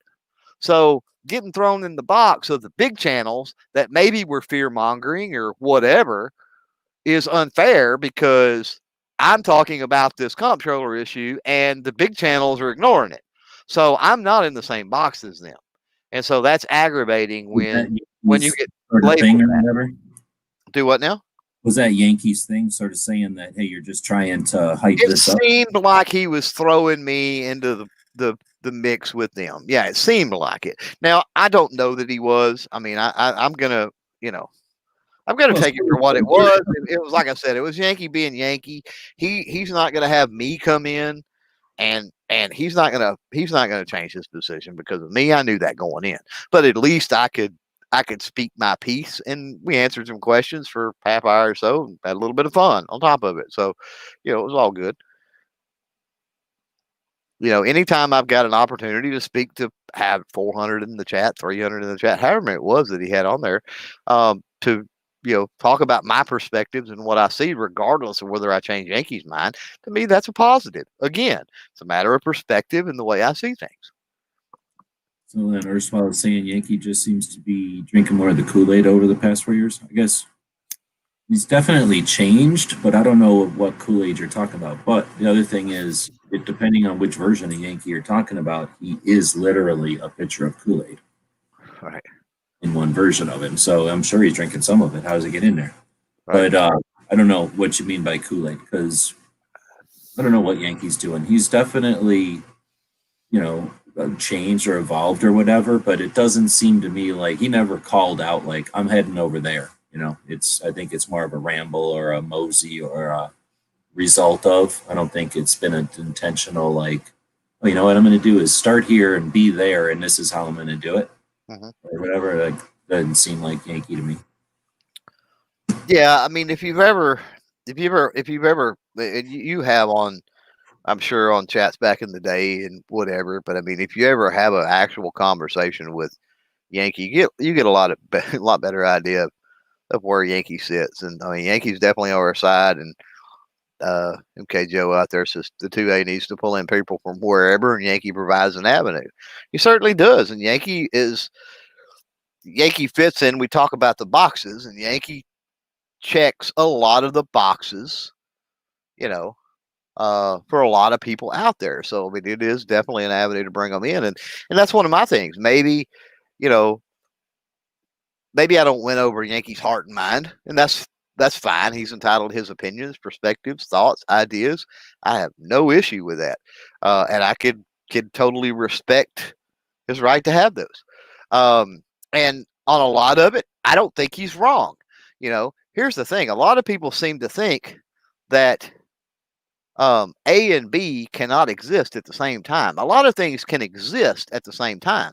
My thoughts and perspectives can coexist with your thoughts and perspectives a lot of times, but we get into this battle sometimes of I'm right and you're wrong, and you need to think like I think. That it's like, no, it really doesn't matter if you think, because what you say can be true and what I say can be true at the same time. So it really doesn't matter. The fact that you like Cool Ranch Doritos and I like nacho cheese Dorito doesn't dissuade from the fact that we like Doritos as a whole, right? So why are we arguing over the flavor? Let's just both say, hey, we like Doritos. There we go. You know what I mean? Neither one of you are eating celery like you should be. Well, yeah, there you go. I don't know what to compare celery to in that scenario, unfortunately. So I picked Doritos, but proper because you can grow your own celery. There you go. Your own Doritos. But because out here we call them Doritos. Anyway, Earthswile is saying I like Yankee because the 2A stuff, but he's glued to the CNN. So MSNBC. So I know that those are news stations, but is there like a chart? Maybe I should look. Is there like a chart that gives some sort of like a temperature scale of like what the different? I know that there are like ABC, NBC, CNN, HBO, shit like that, but I don't pay any attention because that shit for me is in and out, air one the other. I care about 2A only. So is there something like a cheat sheet that'll tell me like this one is right and this one is far right and this one is left and this one is communist or something like that? Like that's like accurate, not just being sarcastic. Yeah, I don't know. I wonder if there's, but anyway, which one is CNN and MSNBC? I don't know where they're at on the flavor scale of news. I would say MSNBC is farther left than CNN. if that's what you're getting at on the political spectrum scale. Yeah. He's not like watching Rush Limbaugh or nothing. He's watching more of the left side. Oh yeah, he's definitely not. No, I don't think Yankee would. I don't think so. I don't believe he would ever watch or listen to Rush. No. But anyway, yeah, that's the thing. And then, but that brings up another thing that we're talking about. So you're out there and you see, and Yankee don't get this either. But I mean, he knows it to be true. But anytime you've got one side screaming something and another side screaming something, usually the truth and reality and all of that is usually somewhere in the middle, right? And Yankee knows that. And he said it when we were talking. He's like, "Oh yeah, I played to the drama." Well, yeah, I mean, you're a big channel and you can get the views and get the ears and eyes and things that you need to get to make your points by placating that drama. Yankee knows that very well. But sometimes when you do that, what he accuses the big channels of doing, he's in a way doing himself, but he's doing it from the stance of the 2A is so important that I want to do this, where he thinks they do it to get people to click the links. And that may be true, but you really need to be able to, if you're going to accuse something like that, you really need to be able to present documents. You need to be able to have the numbers of what they're making. And maybe he has all of that. I don't know. But I try to have with a lot of these people, I just try to have a conversation a lot of times. And a lot of times you can get stuff from a certain conversation. And some of the people that he wants to rail on, and you'll notice when he was railing in that chat, if anybody was out there that watched it, where he had me on, I was quiet. I didn't jump in the middle of it. He can have his opinions of people. That's fine. Some of those I hold the same opinion. Some of them I don't. But I'm not getting in the middle of Yankee and whoever it might be. That's not my place. All right, that's enough Yankee talk. So, yeah. Matt had a show, and he's basically just capitalized on the New Year because you'd never seen Matt do a show at night. He's too busy fancy life, watching his fancy movies on his fancy TV at night, right? So normally he's not on at night, but when there's money to be made, snap! All of a sudden he's profiting on the New Year. So he went live about 5 minutes before this show just to hork off of it, right? And then he's a coward, so he jumped off because he made his money. But there's the thing: you think he's done? No, he's gonna be counting all that YouTube money in his private jet going over to California, and he's not gonna have no guns or nothing. He don't care about no ammo. He doesn't have enough money to drag all that ammo around with him. He's gonna go gunless to California and ring in the New Year on all that fancy YouTube money. So this show is authentic. We've been here for every New Year, and we'll be here for even the California New Year. But we'll be in Arizona watching California New Year. I don't like to lash out at other channels. I think it's cheap. Don't like the what? I didn't understand. I don't like to lash out like Yankee. I'm just agreeing with you. I think that's cheap for channels. I understand why he does it. And he's like, again, he's entitled to his opinions and whatever else. But my opinions, and I agree, we don't have to talk about Yankee because this happens all across the freaking spectrum. This is not exclusive to Yankee. Let's be honest with that. A lot of drama that goes on all over the place, but it does people no good really to get involved. Get in between two people like that. I just don't see where it serves a purpose. And I mean, if you've got an issue with somebody, I think you really need to have a conversation with that person.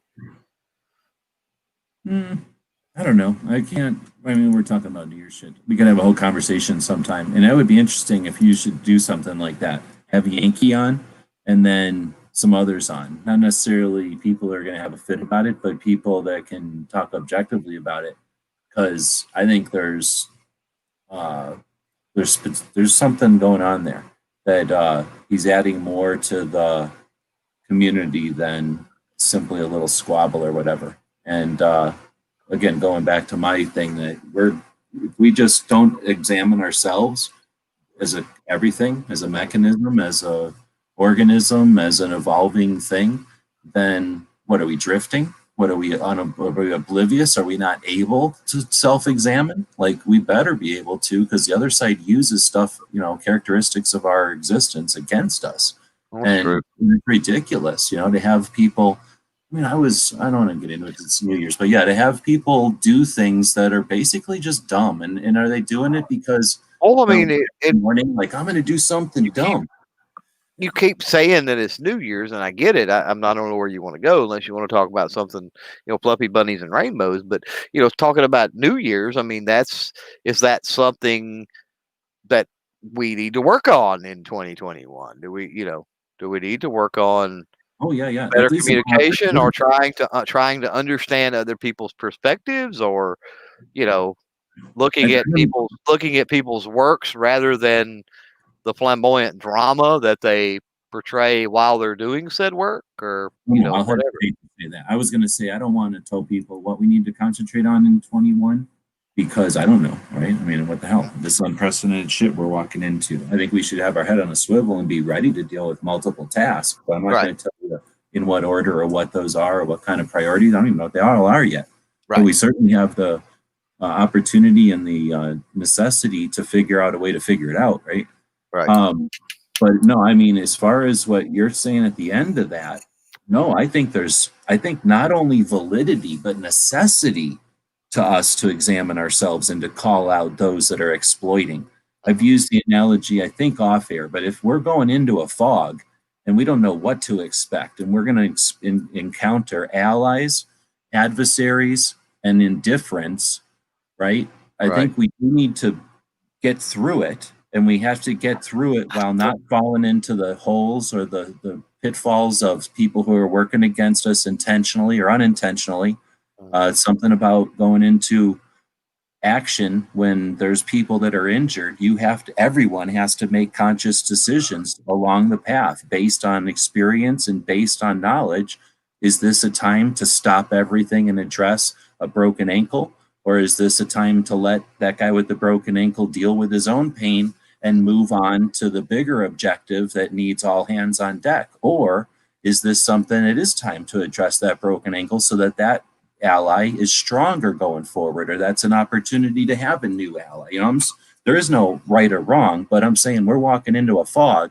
And I guess what I'm saying is, if we don't self-examine, if we don't tag things as we go, we're not going to remember at the end. We're going to fall victim to the casualty effect, where we're at the end going, that was a lot of effort, and we got through it somehow, either to a negative or positive result from where we started. But it took a lot of effort. If we're not keeping track, if we don't have journals and scribes, if we don't have people saying, every other time we've done this person's going to say they need a hand, but we know the people who are going to say, hey, I need a hand.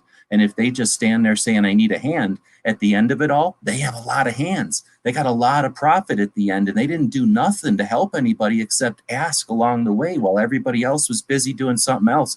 And if we've got literally dozens of unscrupulous exploiters harvesting money because they know that that's a mechanism they can play off of, how are we stronger when that financial resource, that effort, or that goodwill that they've drained from our community could have been given to people like Tony Simon? Or I could go on literally I agree. an hour explaining to people who could use that. And I'm not yelling at you. I'm just saying that's the kind of shit that Yankee provides. He's not doing it perfect, and he's not doing it as good as he could be. But nobody else is even trying. And I will not ever scorn him for providing that service. We have to be able to know when something is a part of us and something is a fucking leech, because a leech can kill. Yeah. Well, how do you, and that's my thing. I guess that's my hang up, is like, how do you quantify it? No way to know. There's no way to know. And again, I think that the leech is going to require that we scrutinize. We have to know ahead of time when the person who's used to getting through swamps many times knows that you get leeches, and there's a time to pick leeches off, and there's a time when you got to stop because that leech is doing something to your testicles, that I'm stopping right now because that leech is in a place where I'm stopping. And then there's other times where that leech on my arm is not going to stop me from catching this fish. That leech is not going to stop me from saving this person's life, even on my testicles, right? So at the end of all this, if we forget about the leeches, then they're going to be there the next time through.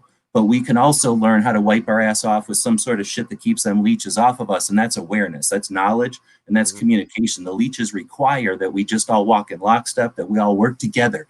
The people that are saying we have to work together, we don't all work together, are the people that know they're going to get left fucking behind by the people that roll up their sleeves and work.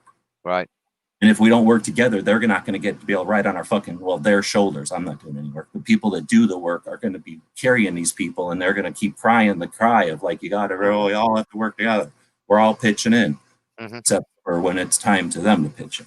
Yeah, and there's many of them, and we don't do good when we encourage that, because people can fly in just like people are worried about our borders or hospitals and everything else. Like, people fly into an industry that has a void. We're capitalists. People see that and they've come in, and yeah, it's going to be a whole different environment this time around. But I guess we started talking about him, and yeah, I'll dive into that anytime. But like I say, it might be an interesting conversation to have what we're talking about with Yankee and some people who have passion about this and some experience with it, because I think that's a lot more of what Yankee's trying to accomplish than he can ever say, because he's got to deal with the day-to-day and the actual.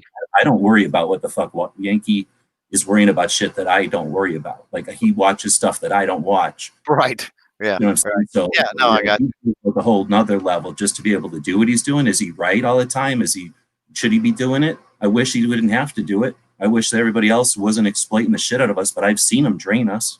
Yeah. And I can't do it, and I'm not going to do what Yankee's doing. So who else is, right? Who else could? Who else, whatever, has in the circumstances to be able to do it. Anyway, so now we're talking about Yankee again. Damn it! I feel like he should. He does support my channel on YouTube or on Patreon, so he actually should get a plug. Yeah, well, it's I don't know. Our conversation now, you're right. It was a jumping point. I mean, it's not about Yankee, but I do like the idea. I would like to have 10 Yankees, right? I would do them. Yeah, I would like to have a deeper, or more involved conversation with him. Not so much about you hate this guy, you hate that guy, but about the concept of, how do you know? How do you see it? Where's the line? Where we can see it, but then when you start, when you talk about splitting people up, and people want to talk about the division, are we talking about I don't like creator ABC and creator XYZ? Are we talking about there's a rift between the people that view those different people? Because just one person not liking another person, okay, that's one split or whatever, right? But then when you talk about potentially hundreds or thousands or whatever it might be of the viewers or followers, and certain people thinking a certain way versus other people thinking a certain way, and they're not all on the same wavelength as what you're talking about, which is we got to roll up our sleeves and get this done. Does the division between two potentially cause a bigger problem than just those two? Because I agree that's stupid. But when you got a division between hundreds and or thousands of people that could be efforting toward the same thing, or that a division, let me rephrase this, a division that's affecting, right, people on a level of hundreds, if not thousands, then isn't that a totally separate situation?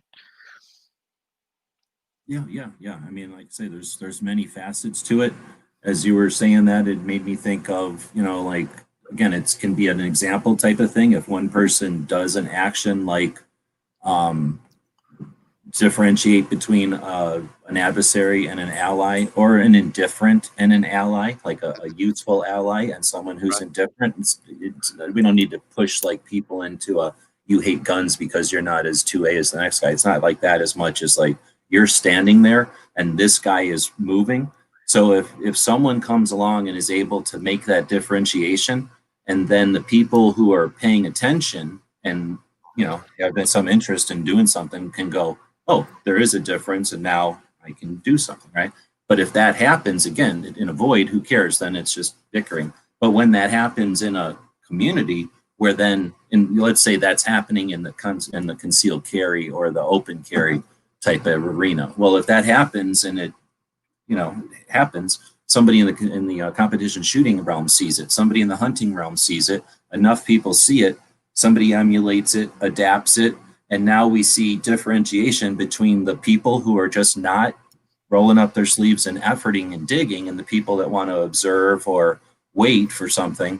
And then does that create a drive? Does that create a trend? Does that create something that a community is now an active community and is no longer the same kind of adversary or the same kind of potential adversary to a political opponent on the other side, especially when they've got immigration and the flu and they've got healthcare to worry about and the economy that they got to bring back, and getting states to think about how many lawsuits are going to be going out and so many different things. Like, when those political strategists are out there, are they like, are gun people a giant mechanism, or will something like that promote others to become from an observable distance? I don't know if that's the right word, but from a distance, if all those little entities having a differentiation between standing still and moving, which actually creates movement, at least the illusion of movement, when everyone starts in unison to realize that they can either move or stand still. And if they're moving, we might as well move in the same direction. We don't have to be walking in lockstep or down the same path as that guy, but we all want whatever, freedom. We all want individual freedom and then liberty. So, if we all move towards that, the light over there or away from that darkness over there, then that creates current. That creates a mass flow of individuals, which from a distance looks like a current, looks like a shift in the whole, when really half of people are just standing there. But theoretical, what the hell, if that was going to happen, it should have happened already, and now we can scold all the other people like competition shooters and hunters for not having a Yankee out there. Or maybe they do, and we just don't know about it because we're over here bitching about it, and the only person we know is Yankee. Right. Probably more like it. I'm sure there's somebody like a Yankee in hunting who's like, I don't think pig hunting should be the law, and then everybody hates him because he doesn't like pig hunting or something, right? Right. So a while back in the show, probably last year for some of you, oh look, barbecue jumped out. He couldn't handle how 2A it was. Back in 2020, barbecue was pretty 2A. In fact, I talked about earlier how him and this other host of the show, co-host of the show for a while, got this extra gold DGS patch. But he jumped back in. Maybe he is going to be 2A. I'm just going to say that so far in 2021, I am 100% 2A, obviously. Yeah, 100% shows for shows. 1 for 1. There you go. Yeah. 100%. It's actually more than 100 because this show is actually reaching into like a foreseeable future for you. Like, oh, well, that's true. Yeah. Runs into the future. Yeah, I'm banking credit at this point. That's nice. Yeah, I'm gonna need it. Anyway, yeah, we were gonna look at that. Were you gonna look at that chart? Where we're gonna talk about? I really get it to go bigger without having to zoom. I can zoom in on it, but basically, I guess it's what do we got? We got overall quality is the vertical. So as you get fact finding at the top versus propaganda at the bottom. Then it goes from the left to right is partisan. So liberal on the left and conservative on the right. And then there's some other little thingies. So basically, like, credible goes up, liberal goes left. Discreditable goes down, and conservative goes right. And then they turn into this bell curve, which is interesting. I don't know if that's normal for things to fit into a curve, or they just happen to all fit into a curve. And then I think, who put this in here? I think he said, was it James? It didn't show up. I had to copy the link. Where did it go? But I think he said that he just found it. I don't think it's one that I can't find it now, but I don't think he's like, oh, this is the best one ever. I think he said it might even be biased. So I don't know. But if you guys know these things and look at it, it looks like AP and Reuters are the most centrist, like non-liberal, non-conservative, and the most accurate, followed by AFP and Bloomberg, CBS News, ABC, and NBC. Does that seem right? Not really. No. And then for some reason, they have Bloomberg on the right as opposed to the left. I don't know what AFP is. Associated Press. Oops, I don't know what AFP would be. I don't know what the green part is. I guess skews liberal, skews conservative. Does Bloomberg really skew conservative? Okay. So maybe this isn't the most accurate, but I mean, maybe they, like, on the business side of things or something, they might. You know what I mean? But certainly not on the social that I've seen. Social side of things. And it could be a factor of what they report on, not just their opinion, right? Like if Sure. they only report on business, then maybe they consider them conservative. Yeah. But Or most, it's actually helpful. If somebody ever wanted to create something like this, you'd probably get views, and it would be helpful to me personally because I could care less. I barely recognize any of these. Like I right. never use these things at all. I only go online and use whatever Right. And then then I could and use then, it. yeah, and then looking at something like that, if it's not done strictly from a 2A perspective, then what good is it really? Because again, 2A is at least it should be apolitical, and so you've got a lot of left leaning, you've got liberals, you've got whatever, you've got people on that side of the fence, and then you've got people that's right up close to the fence, even on the right side, talking about liberal conservative. Um, a whole lot of people are in that middle area, one way or another, right? Um, and so to say that 2A is a a far right issue, a heavy conservative issue, I don't know that it is from that type of a perspective, and certainly not from a It Democrat doesn't have to be. Republican. Certainly not from a Democrat Republican perspective.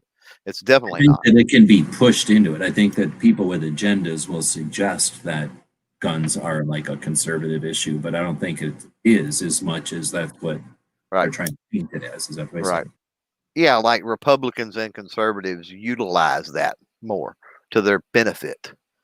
Yeah, and the Well, other and side, actually, and honestly, the other side uses it to their benefit as well, yeah, just in a they negative point at way. it. They Yeah. just use it different. Yeah, they just use Yeah. the other side of it. But yeah, they're both using it as like a freaking net that they tennis over. Right, but what I'm saying is from what would seemingly be a pro 2A, you would think would be a pro 2A position, which is Republican or conservative. I don't think it's necessarily indicative of it being a pro 2A. They just see the value in utilizing it a lot of times, and so we got to be Well, really and careful about that. I don't want to throw that on a politician even because you said they use that. I'm thinking it's a thing that they have to play. It's one of the lanes that they get. No, And I if get it it. happens Yeah, to be the flavor of the song of the day, then that's the song they got to sing. I don't right. think they get a choice if they're going to just be loser politicians that do what they're told kind of bullshit, right? Mm-hmm.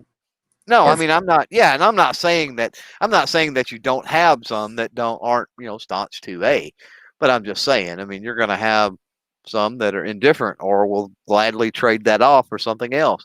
I was in a meeting. Talk about this. I've talked about this several times, and I like to pass out. The guy was with me, almost had to catch me. But I was in. It was a meeting that was what grassroots.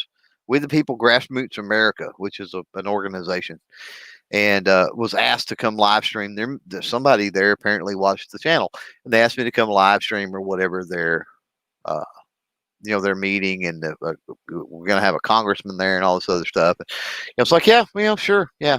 They were gonna talk about some 2A stuff. I forgot what, but something that was going on in the state of Texas, or I don't even remember. But anyway, that meeting was over, and there was a lot of pretty high-ranking Republicans around, not like politicians, but high-ranking as far as like county and regional positions within politics, right? Like committee chairs and you what am I thinking? Like Republican Party committee chairs and crap like that, right? So I overheard a conversation where somebody literally said that if the governor um, that if they could get a ban, all out ban on abortion in the state of Texas, they would almost. They use the term almost. Uh, so I guess that's if you're looking at a light at the end of the tunnel. That's good, but it still doesn't excuse what they said. They said that they would almost give up universal background checks to get an all out ban on abortion in Texas. And I'm like, you would trade universal background checks for an all-out abortion ban? Like, seriously? Or is that not flawed? To me, that is major flawed logic. And my jaw hit the floor, and the rest of me like to hit the floor too. I couldn't believe it. So that's my point: is that there are Republicans out there that, um, maybe 2A to a certain extent, but it depends on what it's put up against. as to whether whether or not it's not going to come first. It may be 10th on the list or 3rd on their list, or it could be first, but it could be from first to 8,000th, level, depending on what they think or what's on the table. Like, and what the people are wanting to hear that. Yeah. Right. Yeah. But this, like I said, this was in a freaking, and I'm like, wow, and maybe they knew they were talking to somebody that was very anti-abortion or something. I don't know, So James is saying creators should understand it's not a zero-sum game, and creators can create clicks. So it becomes this group versus that group, all over money. And honestly, everyone's focus is money, though they won't admit it. See, I don't agree with that at all. But I mean, that definitely is a thing. But then with a giant ass right, that's not everything. But I don't know. What's the zero-sum game? Does that mean like the piece of pie? Because my thing used to be, I didn't like it when a creator would come along and act like there's this many viewers and you were taking my viewers. F you. If you're good, you just create more viewers. Like, do something that brings more people to the game, and then there's more people. So is that what that is? I don't think so. What I'm thinking is it's like it doesn't matter. That's the way I've always heard of zero come. I mean, it's a wash or whatever. Like, it doesn't matter what option you choose, it's going to be the same result. Yeah, and that's kind of what I said to him. I said, there's what a lot of people don't realize is there's plenty of money that's out there, and nobody has to fight over, money. So they are fighting over money, but the people, I don't give a shit about the money part. I'm capitalist. There are it not being a zero sum game to me means there's no benefit, there's no gain, right? And so what he's saying is there's not. So what he's saying is there is benefit and gain. And so that's why the creators create clicks and create groups, because there is gain in it. And so they create the clicks and the groups, mainly over money. This is the way I'm reading what he said. And if he's out there, he can contradict me. And then that's why, and their focus is money where they won't admit it. And so, focus aware of money issues and focus on money issues, to me, is two different things. I'm fully aware. I have all kinds of mechanisms in play for monetization support to help with, certain things. But, my primary focus is it's not the money.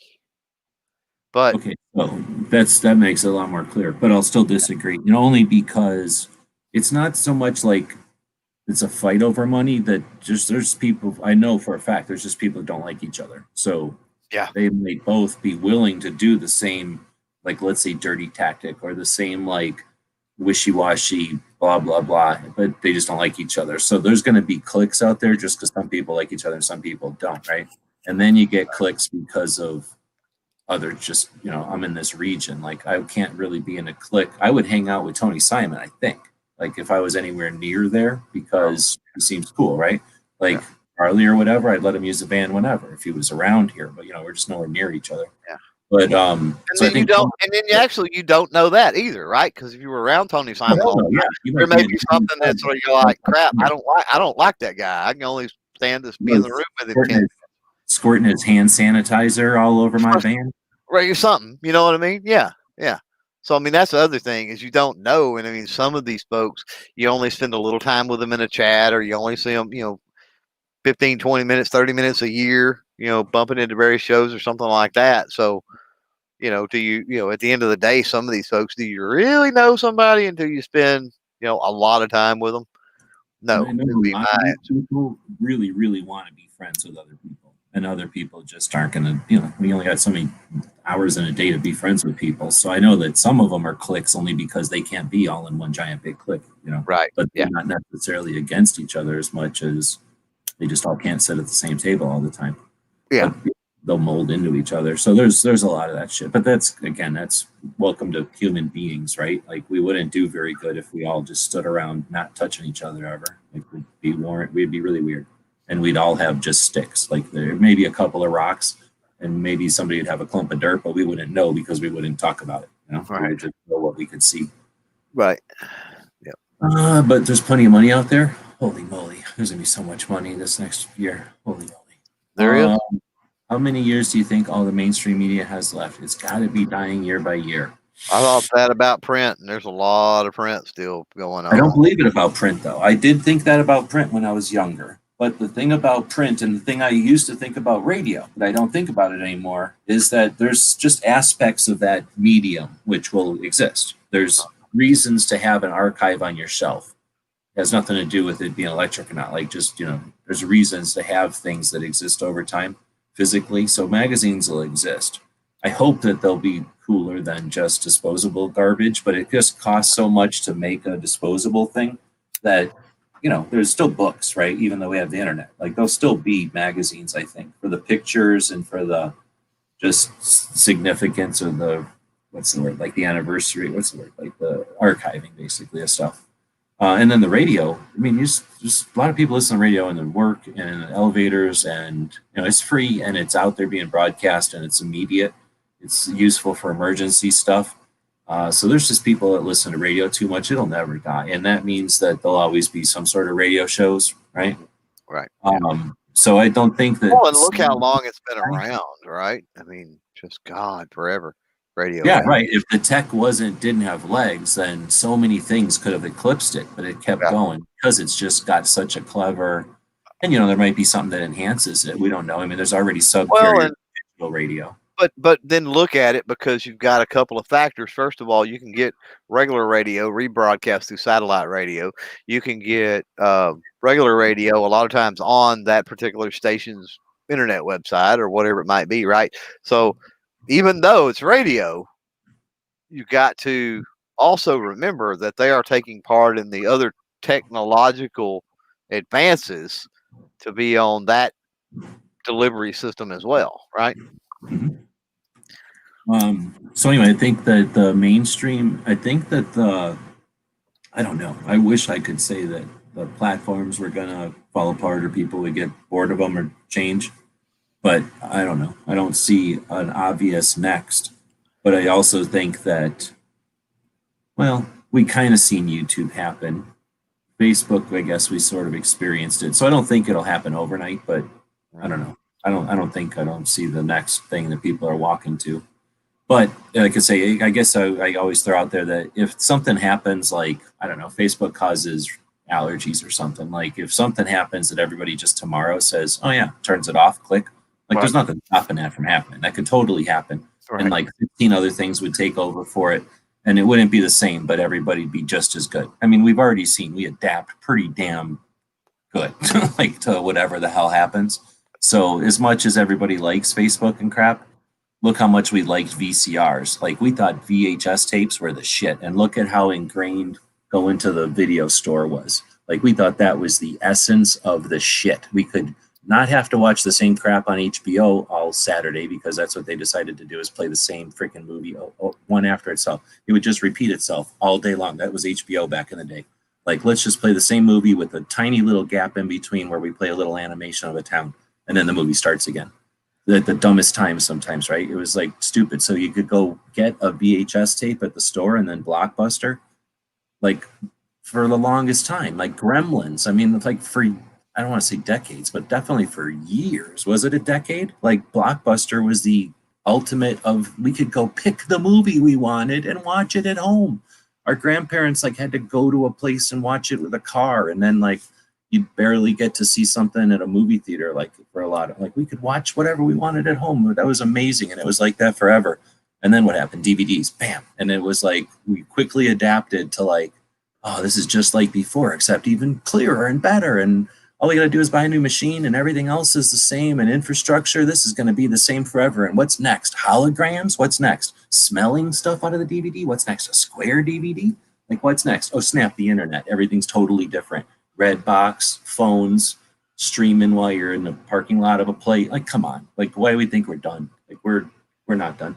Some of this shit will last through it. But look at Apple compared to, like, if you would have said something about Apple being what it is today when we were playing VHS and DVD Blockbuster store, we'd have been like, shut up. That's a stupid computer. Shut up.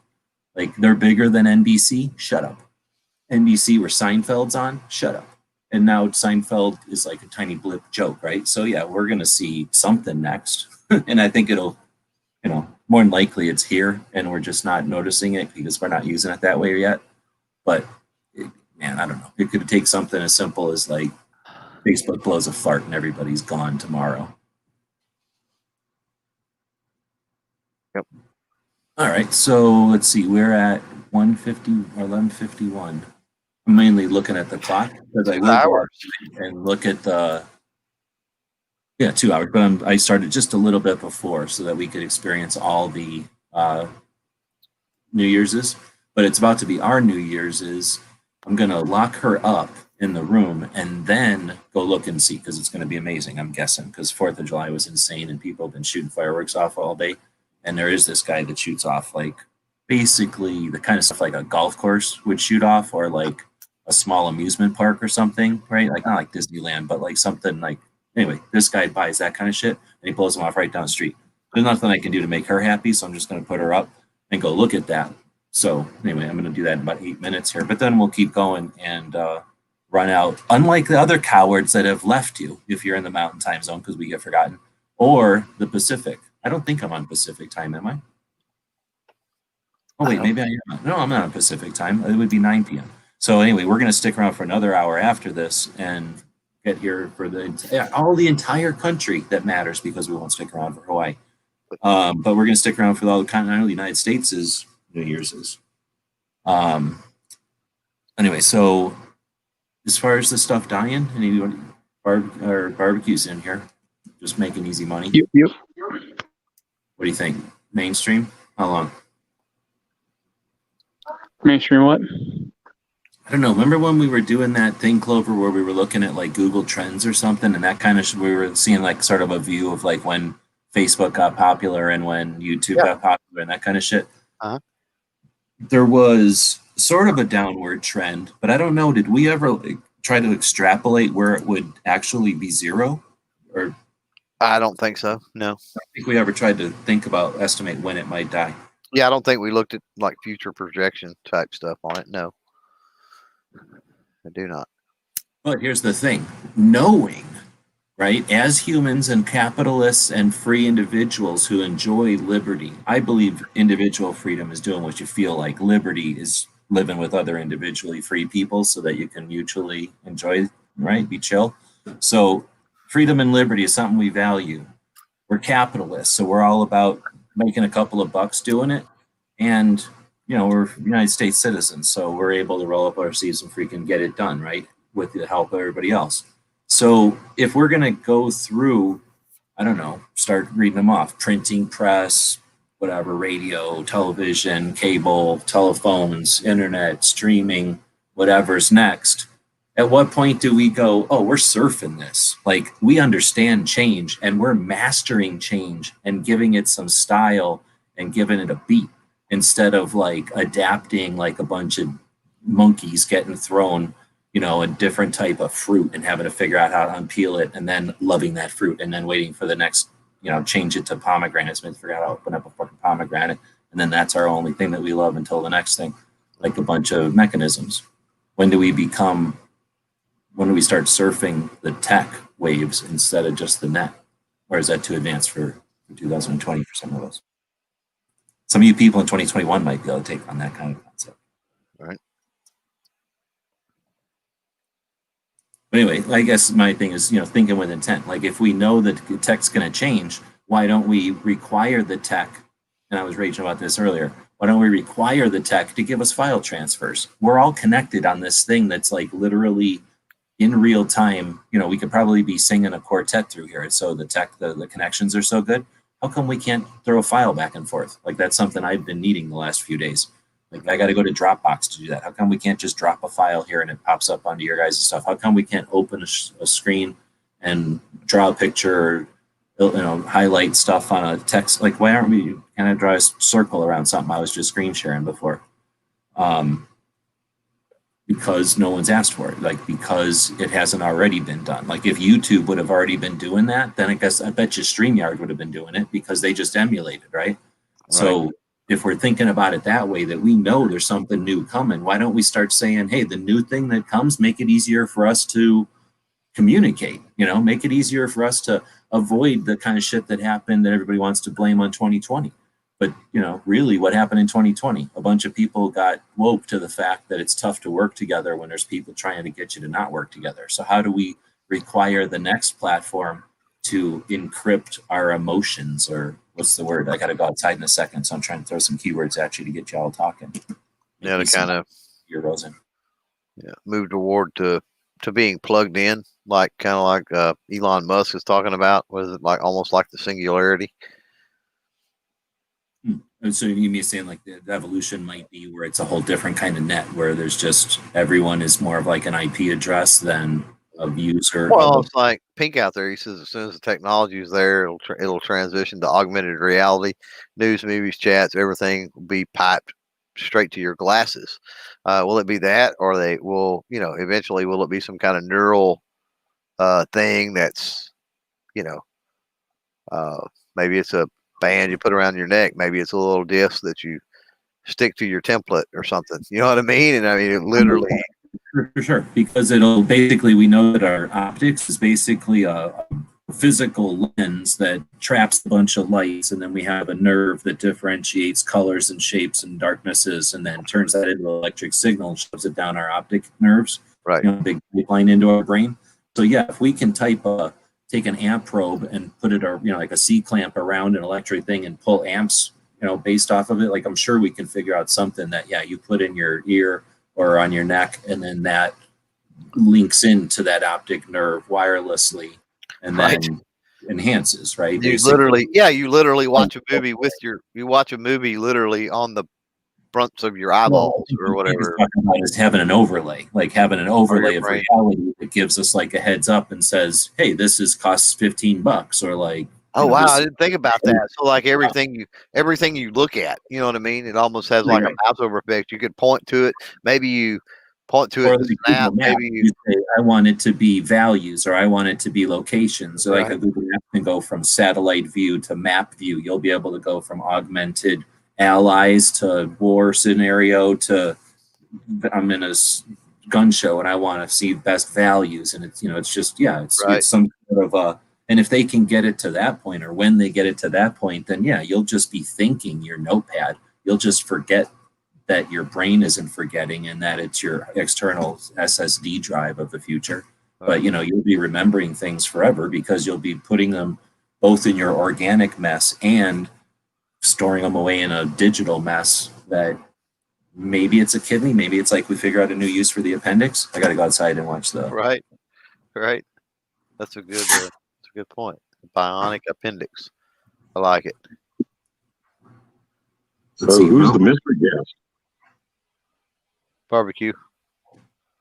Oh, is that BBQ? What's up, man?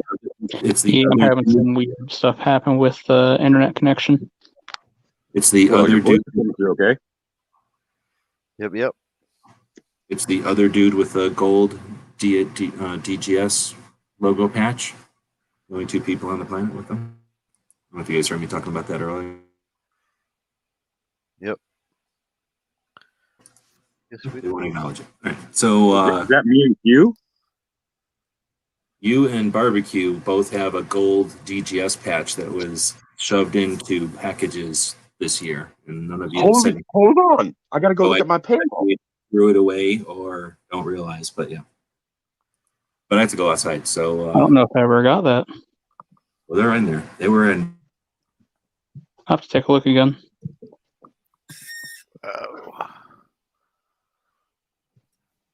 Okay, am I facing the right way, or I'm in the wrong way? Hold on. But anyway, you guys take it over for a minute. I'm going to be outside looking at the fireworks for a second. Sounds good. Yeah, if DJ can figure out his phone, maybe. Oh, there it is. Woohoo! Woohoo! And now, of course, I'm looking at the StreamYard cast, the little block that I'm afforded down there in the corner. But yeah, you know, I have to apologize to G that the significance passed me by, and I now know. I now know why though. Why? Because check this out on the other side of my skull. I got the silver one, and I got that silver one from a patch pick. Yeah. So, wow. dude, that's like the best gift. That's what a way to welcome in the new year. So Wow, since you got your camera up, show us some more patches. Oh, sure thing, man. And one of my other favorites is right over here. It's the press pass. Yeah, Oh, and that's the Sona one. So that's I think you were in the rare air that got some of those, and that was for I think the Thanksgiving patch pick bash that we had, and there were some cloth ones, and then because I have like some of the stickers, and I actually have one bonus out besides the patches. I got this lucite. Well, G would correct me because I'm not sure of the material, but this is one that he cast. It's got gun channels card, and it's encased in this plastic. And so I have that setting up, and it's got a little lanyard hole in it and the whole deal. But yeah, on the tour up here, we have the world's largest AK-47 patch, twinsies. Oh wow, you've got a mare's leg there. Oh yeah. Oh, and that's a rare mare too. Barbecue actually let me snatch that from him. And check it out, the little Derringer here. He let me snatch that one away from him too. And I think it was the same night. We didn't come to blows, but I think I had to promise him my firstborn or something like that. But he was just real nice about it. And let's see, what's one of my because I'm going to brag about my rares, right? Check this one. You see that one with the tie-dye background? Yeah. Yeah. That I never saw a picture of it. No one's ever mentioned it. And because it's on a tie-dye t-shirt material, I'm thinking that was a prototype or a one-off maybe. And that might have been on G's back at some point. So blessings there. And that's at the pinnacle of, and I'll try to pull back here a little bit. And here's my big Wolverine collection. Got the John Travolta, or got the Saturday Night Fever, got the Mr. Nut. And by the way, that mascot is now gone. Planters dumped it for the new year. Did you guys know that? No, did not know that. Yeah, no more Mr. Nut. And then, of course, I think each one of us in the panel at least has one of the baby Go-Gurts, and those are hyper rare. And Clover, you might want to take an opportunity here to also talk about the giveaway that you got coming up, because I know that I saw at least one of those come your way. Yeah, we'll talk about that a little later. I will have to see. All right, sure thing, man. And then I got the Wolverine. Still in the works. What you're talking about, just in case anybody's listening, is the 5K subscriber special and all the contests and cool stuff. And just look for that; it's coming. But that was more of a Patreon inside info thing earlier. But anyway, go ahead. Oh damn! I let it out. No, it's fine. I've told everybody it's coming up, but as far as what all's in there, and that's not, you're right, one of those is in there, but there's more to it than just that, obviously. But anyway, go ahead. I wish that I could plead ignorance on that one. You're good. No, you're good. You're good. Then I got the actual factual Wolverine. Then I got the actual comic factual Wolverine, and then red is one of my favorite colors. So I've got the red on green, red on black, red on tan. And then second favorite color, well, first is green, but down here in the blacks, we got OD on black, black on tan, black on OD, and green on tan. And then I'm trying to make my Every Second Matters patches grow. I'm lucky enough to have the two variants here, this rust colored one, and then the blaze orange. Mm-hmm. White on black, black on blue, white on blue. That's cool. So is your white on black glow in the dark? I don't believe so. I think it's the latest generation, but it does have the little hole, like the little pepper holes in it. Gotcha. There's only glow in the dark. There's no white ones that aren't glow in the dark that are blue. I mean, there's only one blue one ever made. The blue is glow in the dark. You mean the white one? There's a blue. There's a black and blue and a white and blue. There's only one white and blue, and it's all glow in the dark. Yeah. So okay. As long as it's actually, they can't make black glow in the dark, obviously. So as long as you're talking about the white one, yeah, it's glow in the dark. Yeah, that's something I didn't realize. Learn something new every night, but I do know about the glow factor here with my stable stripper clips and Clover. I think you'll recognize this gentleman over here, standing proud for FUDs. Down here, some variations on the G-Webs patches. This is embroidered into the patch panel that I got from G. This is the number 5 in green, or number 4, maybe, I think, in green. And let's see. Oh, yeah. I was late to getting my gun show loophole tour. That is a ginormous patch, fellas. That's as big as the van. Yeah. And it works out really well on, 2x3 Velcros. Like I had one, I put it on a hat one day. And that's the 2018, right? Yes, sir. Yes, sir. 3 bags full. I have the embroidered version of that. Just saying. Right. Before we made them PVC, we had to sew them in. And this beauty down here is one of the special ones for me, because 2A History Project was one of the things that I kind of applied G with some questions about in my first interactions with him after we were talking about Ring of Fires and stuff like that. But yeah, this is this 2A History Project is so important. Minuteman University, people, I think maybe one of the things we need to do in 2021 is remind people what a resource this is and how we can contribute to that ongoing. The lessons are not done in Minuteman University. They just aren't. And I think, the more we come together on issues like that and projects like that, the more likely that we're going to be to stimulate some growth and exercise of minds. So I'm going to shut down the camera and be back in a sec. There you go. Thank you, DJ, for that. Pretty awesome. We had a pretty good display. I don't know where Enrique's at. He can't see like me. He's got trees and stuff over by him, but I'm sort of, Tucson's like in the valley between a bunch of hills, mountains. So it's not one flat area. It's up and down and shit. So I'm in a place that I can, not up on the top of nothing, but I can see over to stuff, like I guess you could say, like, it goes down and up again. So anyway, I can see quite a ways from 2 directions.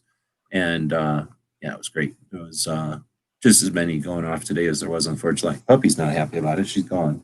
So she's definitely not. She's under something. Right. Yeah. But yeah, none of the giant ones like I was hoping, but at least not near here. There was giant ones far away that were significant enough to be able to see from here. But anyway, yeah, pretty good. I was noticing we still got one more New Year, so let's not act like it's all over yet. We still got California in them. But I noticed a bunch of things on Instagram today where they were like, somebody put out this thing where there's like a don't shoot up in the air and it comes down and hits a kid. Right. And I'm like, and then whatever, whatever. Like, yeah, that happens, I guess, but doesn't also ever happen hardly. Like, so do we really need, I guess you're not supposed to do it, but at the same time, do we have to go around telling each other not to do it? Like, right. All kinds of other dangerous shit. I don't need somebody to tell me not to do all kinds of dumb shit. Right. Because the thing is, it's the people that do that shit are not the people that are looking at Instagram. That's what bothers me. It's like, I understand it. I'm not saying it's virtue signaling. I get it. And if you've had somebody affected by it, obviously that's going to be important to you or whatever. And I don't want to discourage something. But I also don't like when we harp on ourselves for something that, like the whole thing with NSSF and I don't like their child safe approach. Like, I don't think we need to scold each other off of something that's actually like, this is the perfect time to say, like, hey, remember there's a billion guns out there and almost nobody's going to die because we're all so safe. Like, not maybe before the fact, but after the fact, like, remember that nobody shot guns in the air again because we're so safe with our guns, instead of scold us before it ever happens, because it almost never happens. But anyway, the people that do happen are the people that are just like dumb and they're going to never read that or pay attention to it. Right.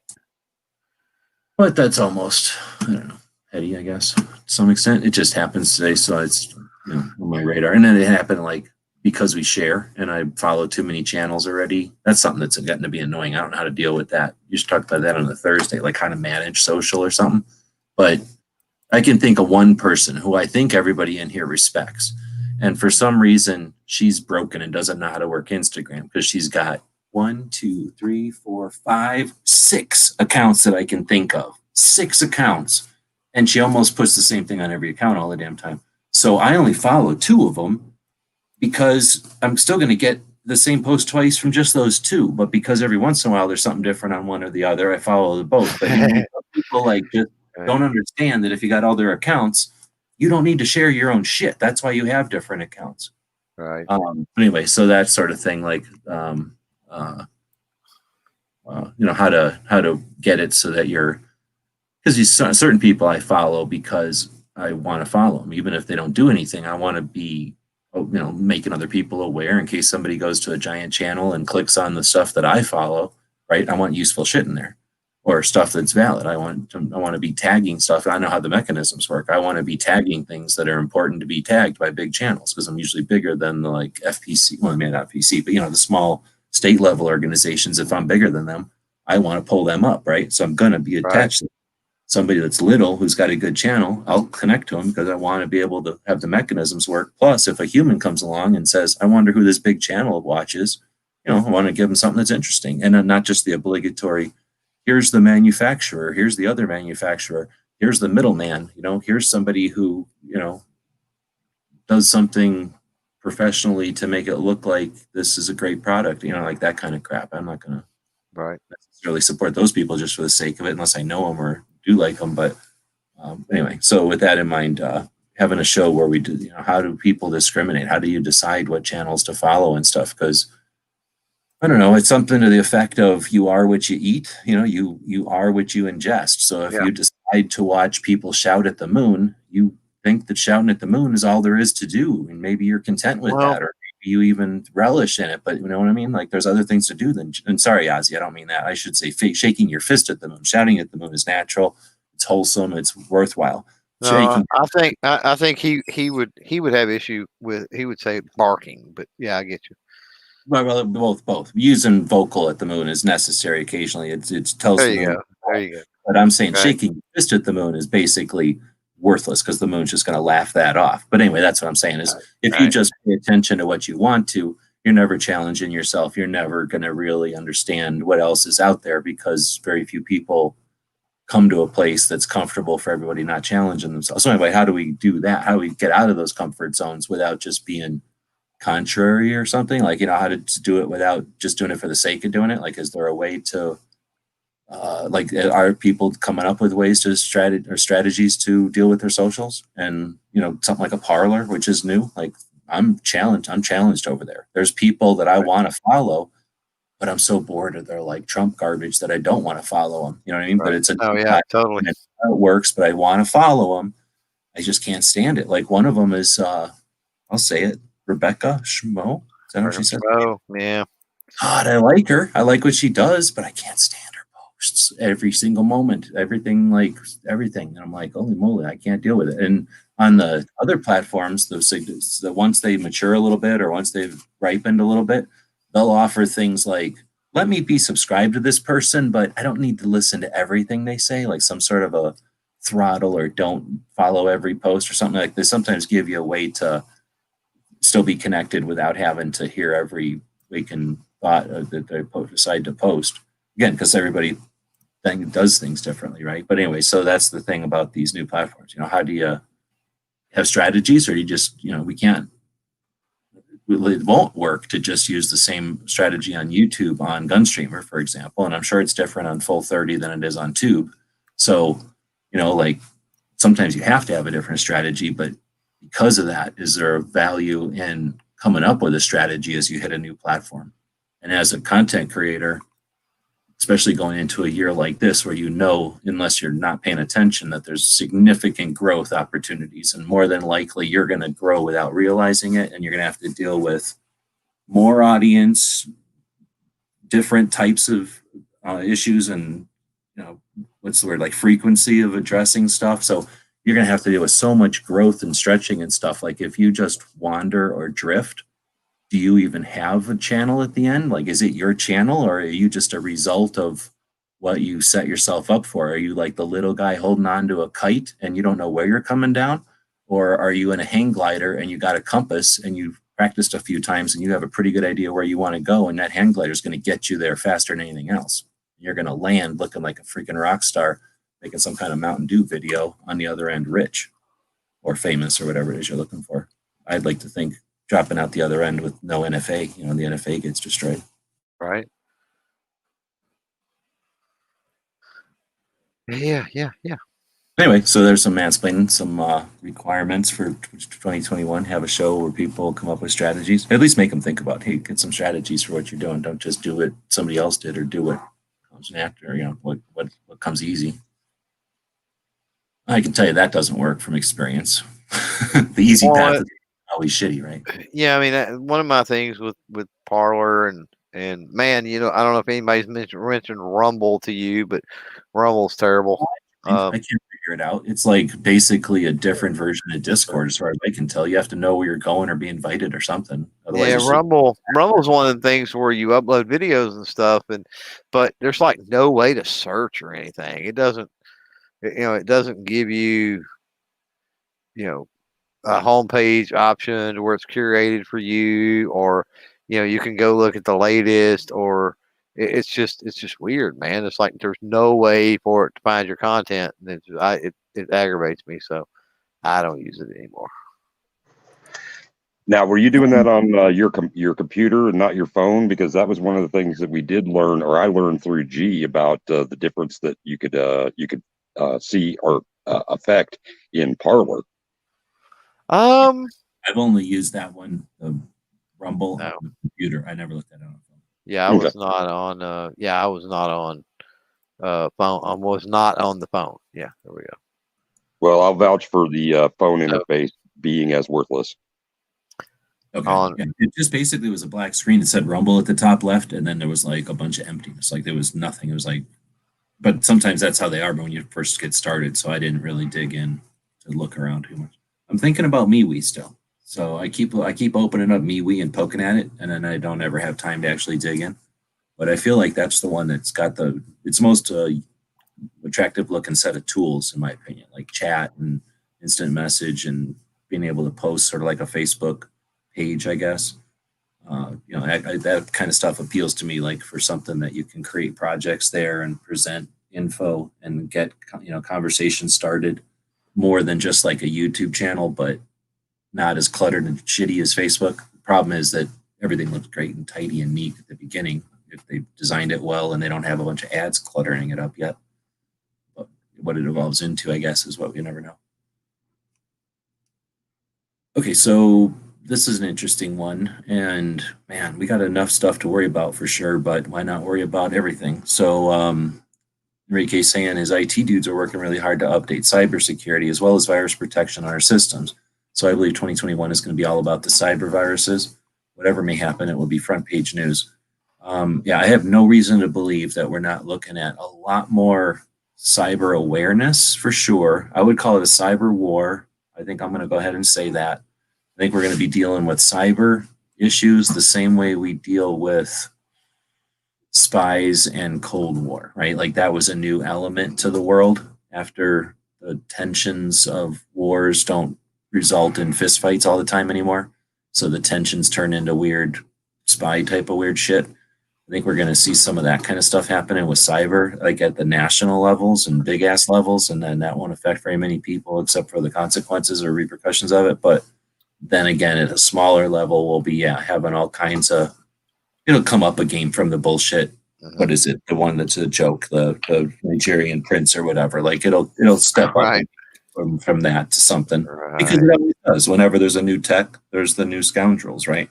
But because the new kids that never lived without a smartphone, like it's kind of hard to fool them into shit that they laugh about. Like, so it's going to have to be something subtler, and which it could be. I mean, there's definitely room for that. But yeah, I think the cyber thing is definitely going to be more of a thing. And because there's fewer and fewer people that had to learn cyber or internet or anything, and people that just live with it or, you know, grew up with it are going to be more of a norm.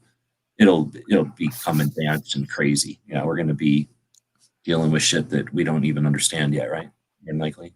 And we invented all this shit. Like we're the bosses of all this shit right now. The anime Sword Art Online is all about virtual reality. The Seo movie dealt with augmented reality. Pink brought in a anime movie into the conversation. Imagine that. So I don't know what he's talking about. The Seo movie? Anybody know? SAO? I have no idea. So I don't know what that is, Nope. but augmented reality, I imagine it's probably pretty cool. I've seen some stuff when I have seen of anime. They do an amazing job of getting amazing science fiction stuff across, right? I guess so. I don't know that I've ever watched any anime. So Oh snap! Yeah, I mean it's hard to keep up with because it can be fast and I cluttered. mean, I know what it is, but I don't. You know. I don't But know yeah, that I've ever sometimes watched it. it's really good. Like sometimes it's really interesting. Actually, it's often very interesting. It's just that you just have to get used to being up to that level, being able to experience that much shit at one time. Right. Let's see. Wow, I returned from outside. I can't see any fireworks, too many trees. However, South Tucson is alive, but guns feels like Mexican Revolution again. Huh. So maybe it's different. He lives more downtown than I do. He lives towards the town, I should say. I live where the hell out in the middle of nowhere ish. Not really, but I live out from the center of town for sure. So I don't live out by the, once you get to what we would call the suburbs in a normal place, we call the horse properties out here, the foothills. Like those people have more money and more room, so they can blow up fireworks in their yard. Like out here, if you're blowing up fireworks, you're either in the street or in, above somebody's house. I found out what SAO is. It is Sword Art Online. Yeah. Oh, okay. Hey, I'm gonna bail. I've expended all of my 2A capital for probably all of 2021, unfortunately. But I'm happy New Year. I'll catch you guys probably sometime tomorrow or whatever. But yeah, appreciate it. Great conversation. Appreciate it. Yeah. Thanks for jumping in, making it a 2A conversation instead of just another. There you go. Working like what was happening in the other chat. I gotta try to bank it. My 2A career winning where I can. Right. So. Later, Some guys. game all. Have a great night, Clover. See you, Clover. Well, I obliged myself to listen into California's New Year, so we'll stick around for a little bit, but I'm already yawning. I just yawned real big there. So we'll see who else stays around. We got 13 people allegedly, which is a good number, so we'll see if anybody chimes in and says they're out there still. Let's see. Do you recall the first VHS you watched? The Eagle Has Landed, pre-Blockbuster days. Holy shit, the first VHS.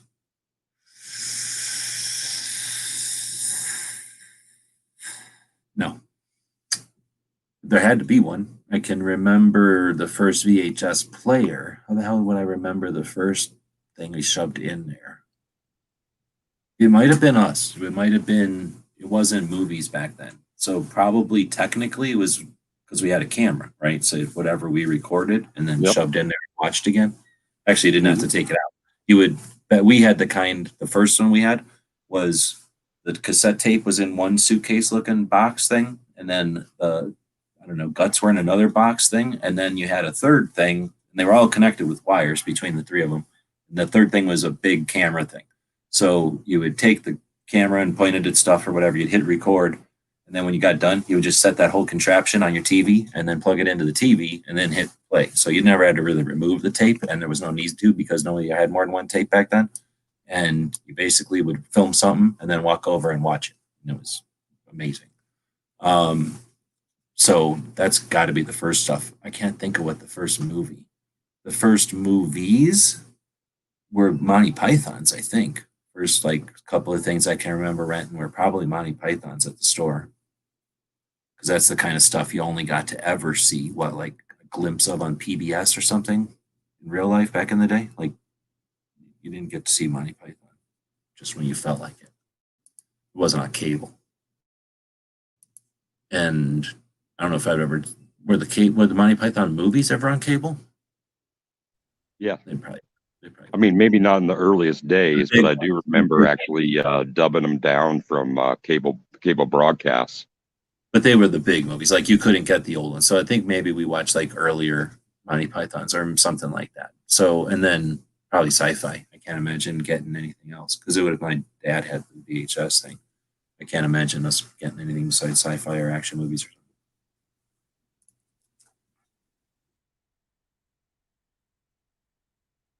Yeah, it used to be, when we were watching television movies, of course, they were cut up with commercials, but you'd wait, sometimes years, and it'd have to be a super special thing if it was something that was even within a year or two old. And once VHS came out, and I guess we have to tip our hat to Beta as well, it cut it down to less than a year. It was more like 6-8 months. And that's when the lines really started to swell, and all the indie, all the first VHS rental places popped up. And I surely do miss the mom and pop shops. There was one in particular that did everything they could to get every single sci-fi and related fiction, futurisms and stuff like that, movies and documentaries and stuff like that. And they held it out. They diversified into by joining business with a local comic and game shop. And that, I'm sure, got them to stretch it out. But when they had their going out of business sale, I scored a lot of stuff, really worn stuff that last time I tried any of them, of course, the iron application is worn completely thin and disintegrated on them. But it was a good time.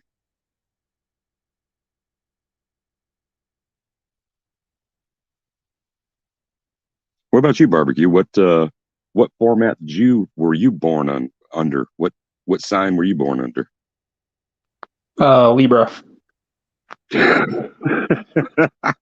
What format? What video format? Oh, I thought you said zodiac sign. VHS. Oh, it was. Yeah, cool. Yep.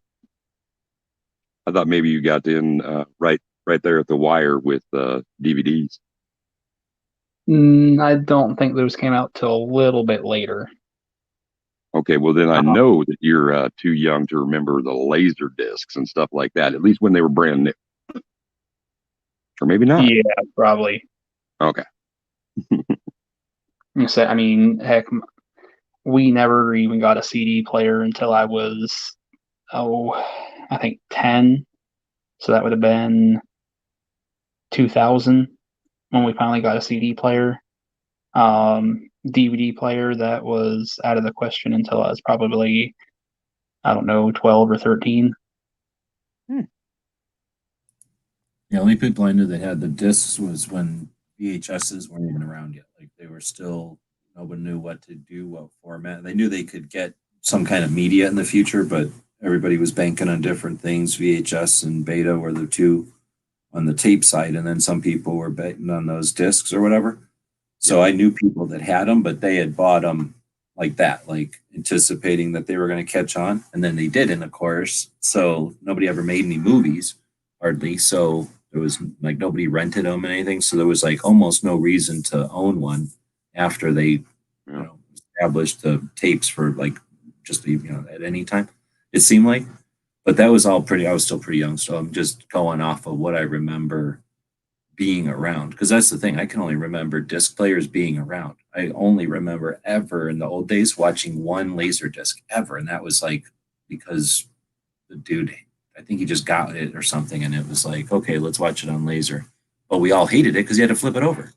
So we give a shit that it was or whatever. You had to flip it over. So for us, it was like, well, all right, we'll watch it on your laser disc. But we never ever watched the laser disc, and I only knew one person that had one. I knew other people that owned them, but only one kid that had one, I guess I should say, or we had access to one, and we never used it. Yeah, we've talked about our first experience seeing Pink Floyd's The Wall, the film, and that was the format I saw it on the first time. Was this kid who had say again? Did you have to flip it over too? Is it long enough? Yeah, yeah. But he had a couple of the larger paper routes in town, and yeah, he threw his money into that thing. And by high school, I can remember several families that had just stupid large collections of the things. And just like when VHS went out of favor, you're dumping that stuff for pennies on the dollar. Well, maybe it's regional too. That could easily be. I wasn't traveling around asking people what mediums they like. So it could be that certain ones caught on in different parts of the country more, because I just never saw discs very often. But that's interesting, because the only disc player I knew about, that kid that I'm talking about, it was his parents that bought it. We just it was downstairs so we could use it. But it wasn't like anybody I knew ever bought it. We never bought a VHS either. Those things were out of the fucking question. I'm pretty sure they were hundreds of dollars back in the day when we were little kids. Like nobody owned their own VHS player. Like the family had one type of shit. Yeah, or there was the school districts. That was the first time I saw one. You know, big ass thing, and of course a tethered remote. When tethered remotes came out. Oh, I forgot about schools. Did schools have them before we did? Those things were huge, big ass, like Samsonite size, hard side luggage.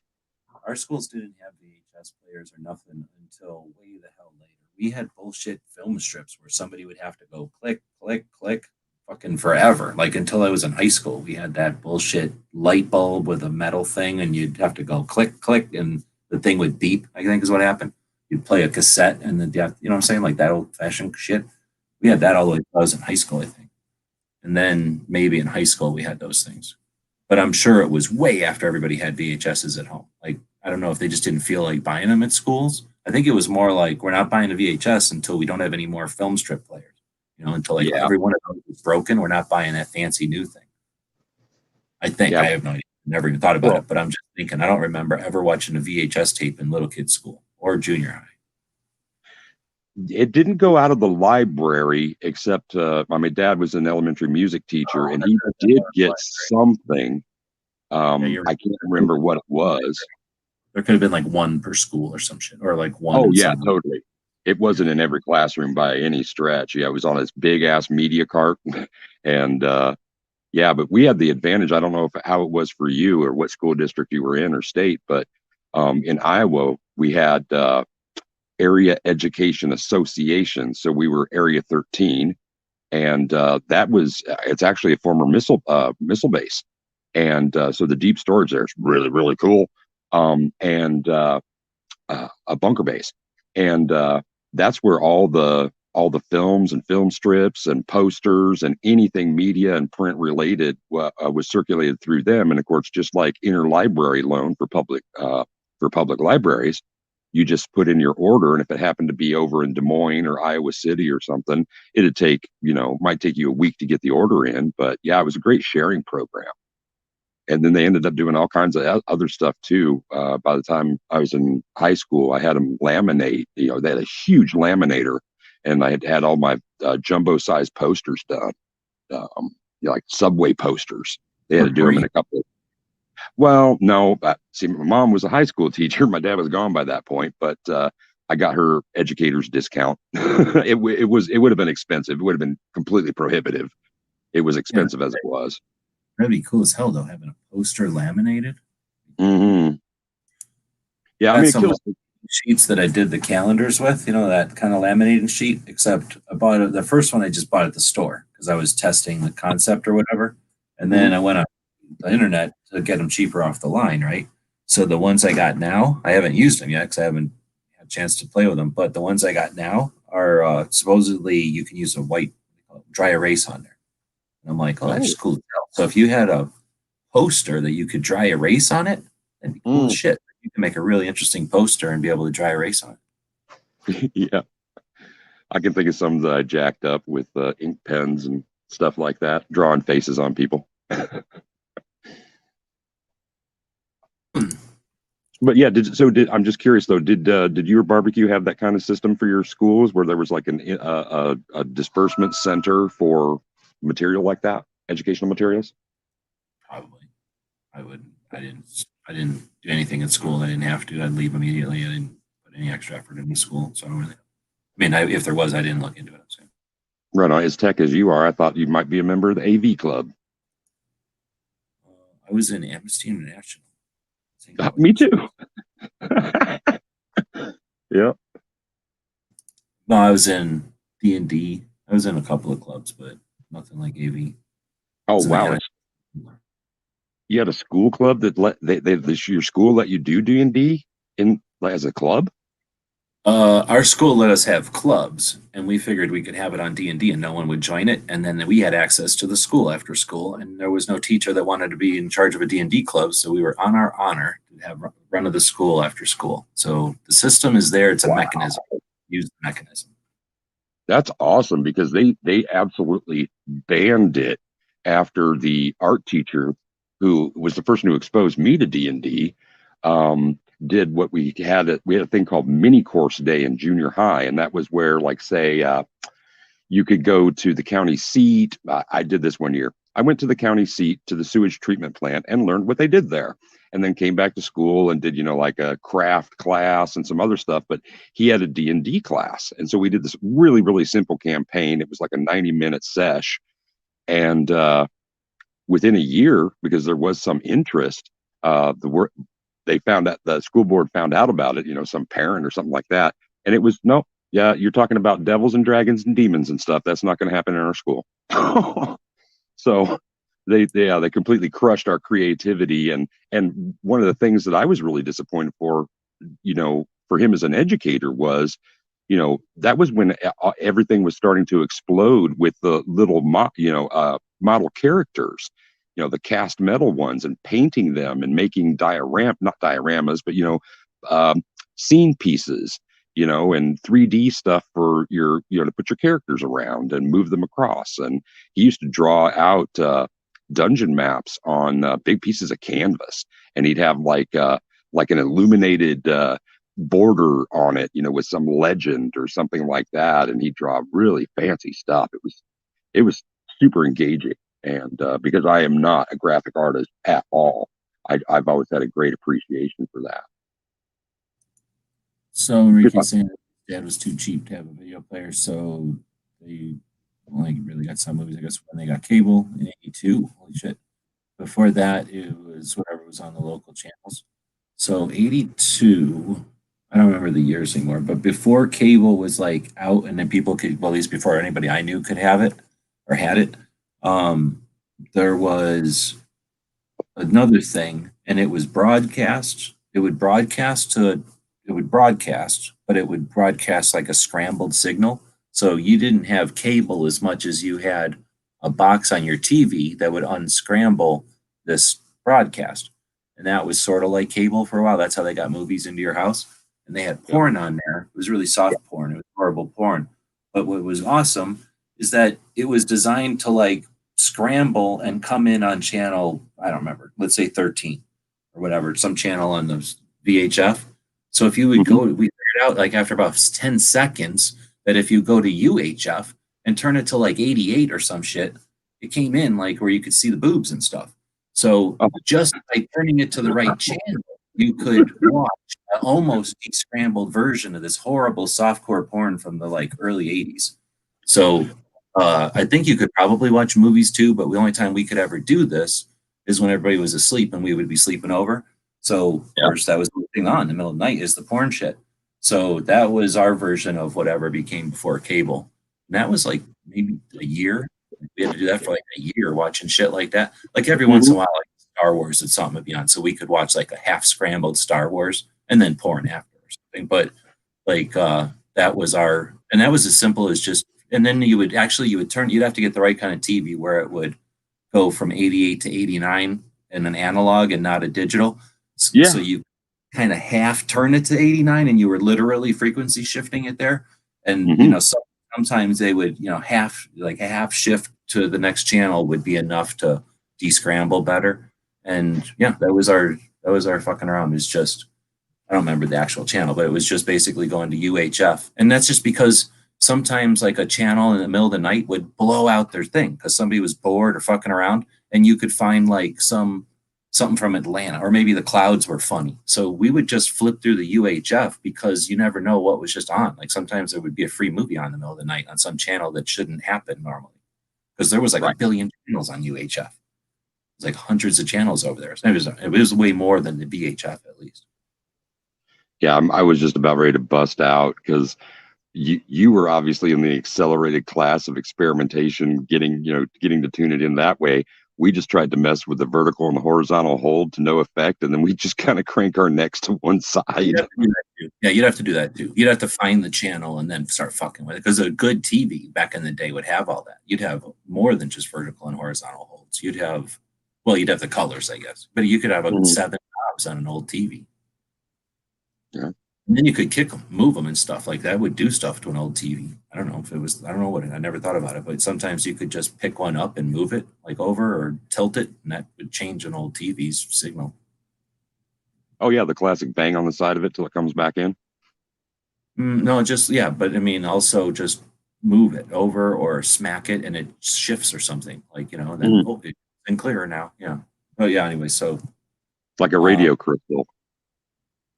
Yeah, maybe. I don't know. Like I said, I never really thought about it because we were little kids just fiddling with a box that nobody paid for and was going to get replaced if we broke it because we were stupid and just playing with the old. Like these were like the TVs that our grandparents probably bought, I guess, at one time, and then it was like the old TV and then the old TV and then the old TV, and now the kids can have it. So nobody cared if we would break it, so we would just wail on them and stuff. You know, one of the greatest ironies about, at least for me, about cable television, well, okay, first of all, we didn't get it in my hometown until after everybody in Omaha had MTV and everything else. We didn't get it until the mid 80s. But cable television actually started in like the 50s, and it was developed because stations wanted to be able to reach rural markets. And, you know, if you're in the hills or you're out where there aren't towers and that kind of stuff, because it was, you know, well, we're not talking about terrestrial signals at that point, but yeah, it couldn't get reception. But the opposite too, where they came from closed circuit television, basically in hotels and apartment buildings and shit, where they can't get signal down. So yeah, kind of both the like way out there and the densely populated. Because that's where people would realize that it's that old, you know, that it's just emerging technology in the 80s. An antenna on the roof back in the day, and then some stuff to amplify the antenna down into the depths of a building or something, or, you know, get a one big antenna and then sub-broadcast that out to a community so that they don't all have to have giant antennas and shit. Sure. Yeah. Nkojo was saying old school cable boxes that I was trying to remember. There was, I don't remember. There was at least a few different ones that would come along there in the beginning years. And when we came into it, like everybody got cable at a different point, like, because it was just like anything else. Oh, you can't get cable. Your kids will die. Like your kids will just get fat and watch cable. They won't do anything. It's a horrible. And that was when there was like 3 channels on cable. Like people were afraid of cable just because it's new or whatever. So once everybody figured out that cable was a thing and that it wasn't going to kill you, and I guess our parents probably decided there was something they wanted to watch on there, then we started all getting cable. Whenever I got it, it was a dial. So I don't remember the slider switch, but I do remember at one point, the first people I knew that got cable, it was a fucking 3 buttons. It was like channel 1 or channel 2 and channel 3. Like, and it was one of those kind of buttons. That was it. You had channel 1, 2, and 3. That's the first one I seen. Ours was the switch, and we probably had like, I don't know, 30 channels on there. But I don't know if they were all used. There was 30 on the knob. Yeah, exactly. Yeah. And then the next Genesis was a little red, red LED screen, or LCD screen. No, it would have been LED. But this was before any kind of lights. This was just literally a knob and a little line on the cable to tell you like what channel you're on. But otherwise, you only know what channel you're on because it's showing up on the screen. There was no cable guide or anything like that yet. Or maybe one of the channels cable guide. I forget. I was remembering the next step that I can remember was that the box got, it was a box, no dial, and you still had to push it. It didn't yet have a remote, but you had the little red lit numbers on the top of the TV. So and there would be 2 digits. Like, it was only going to need 99. Who's going to have 99 cable channels? So you don't. Yeah. But when we had that dial, it was a coax cable coming out, and that was a big thing because everybody had to get coax put in their house that exists. So first they had to run lines in your area, and then you had to be able to afford to have them shove it into your house, and then all that. So whenever they shove it in your house, it's just a coax coming into the back of your TV, and then you basically have to run. Usually, you run that into a splitter with your antenna on one side that was already there, and then this new cable thing, and then a splitter. And then goes into your TV, right?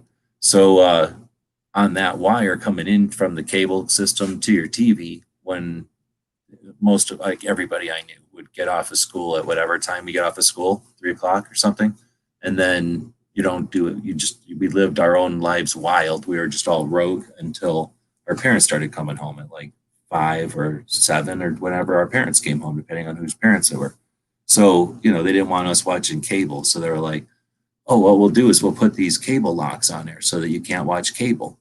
And all they were like, you'd take the cable coming in from the wall. It would screw into the back of the cable lock, and then it would then another piece of cable would come out the back of the cable lock and go into your tuner. So like that's how stupid they thought we were. So they would put that on there, and there was a key there, and then they would go to work or whatever. And when we come home from school, we would go back there, unscrew the fucking lock, screw it into the cable box, watch cable all the fucking time we wanted, unscrew it, screw it back into the lock right before they drove up, and then be like, can we watch cable now? And then they would unlock it or do whatever theater they had to do to unlock it. And we go back to watching cable we've been doing all afternoon. None of them felt like the TV or anything, or they probably assumed we were watching regular TV. Yeah, I can remember for a while there, like, and then all the parents figured it out and they just took them off. Like they figured it out. But like for a while there, they thought they got us all. Like they really thought like we were not watching cable, I think, until somebody spilled the beans, because we were all, the same age and our parents knew each other from scouts and stuff. So I can remember thought they had it over on us. We're like, please. Be surprised what you can do with paperclip. Barbecue, you're back in color. He's 2A again. Terrific. Yeah. I see your gun and your barbecue. Awesome. Well, let's see. So we got Rike's dad was working for Motorola making radars for the F-16s. Oh no, his friend's dad worked for Motorola making, and she made HBO scramble boxes under the table. Interesting. Yeah, then that was a thing. I was not watching TV anymore. I don't know when this was. Was this the 2000s or was this the 90s? But there was a long time there when cable was boring and lame after a while, and nobody wanted cable anymore because satellite was so awesome. And I don't know why, sports or something was on satellite and everybody had to get these dishes. I installed a shit ton of dishes, but I never watched the TV that came through them. But that part was fun. You go up on a roof with a laptop and get to dial in a satellite. It was like being a freaking spy, and you get paid. And then people think you're magic because you know how to turn their TV on that they don't know how to turn on. But I never really watched the cable down there. But I remember that when I was doing that, you had these little credit card things that you'd shove into that box. That was like the bee's knees, right? You'd get like some kind of all kinds of stuff happen with that business. So I don't know if that was just for people that live where there was no cable, but I think it was also people that just wanted, I think it was sports or something, right? Like there's something different about the dish cable channels than there was about the other one. Oh yeah, well that, and you of course we had access to programming from other states and around the world essentially. Oh, maybe that's what it is, international. Because I would say, didn't you already have like all the cable channels, like all the UHF channels turned into cable channels, and then so you'd have like Georgia, Boston, Chicago, LA, all their different what were UHF channels or like their non-NBC, CBS channels, right? Those all turned into cable channels. I thought that's what was on cables. You're saying there was additional ones on satellite? Well, yeah, I can just remember because I grew up rural that all the farmers could afford those huge satellite dishes, and we would like jack around with them, and you had to go out in the yard. Some of them actually had like remote, the ability to move the thing remotely. Otherwise, you were like sundialing the damn thing, trying to pick up a signal and pitching it up, and you had to yaw, pitch, and ball the damn thing like a plane. So. But we try to, get like Brazil or, China or some damn thing. It never worked out all that well. Too, like you could get just like the daytime television, like the local news from like Atlanta or like Minnesota or whatever on the satellite too, I think you're saying. Yeah.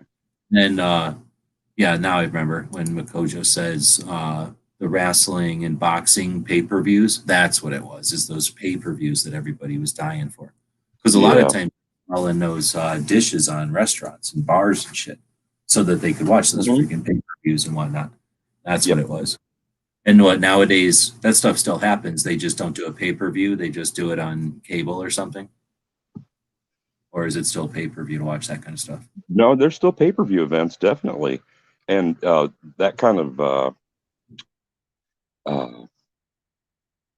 well, I guess I was going to jump off to descramblers, because I was using one of those. There was a friend of mine that worked in a local outfit that it was always, it's like on the down low. They did most of their stuff mail order, but they get in units to service.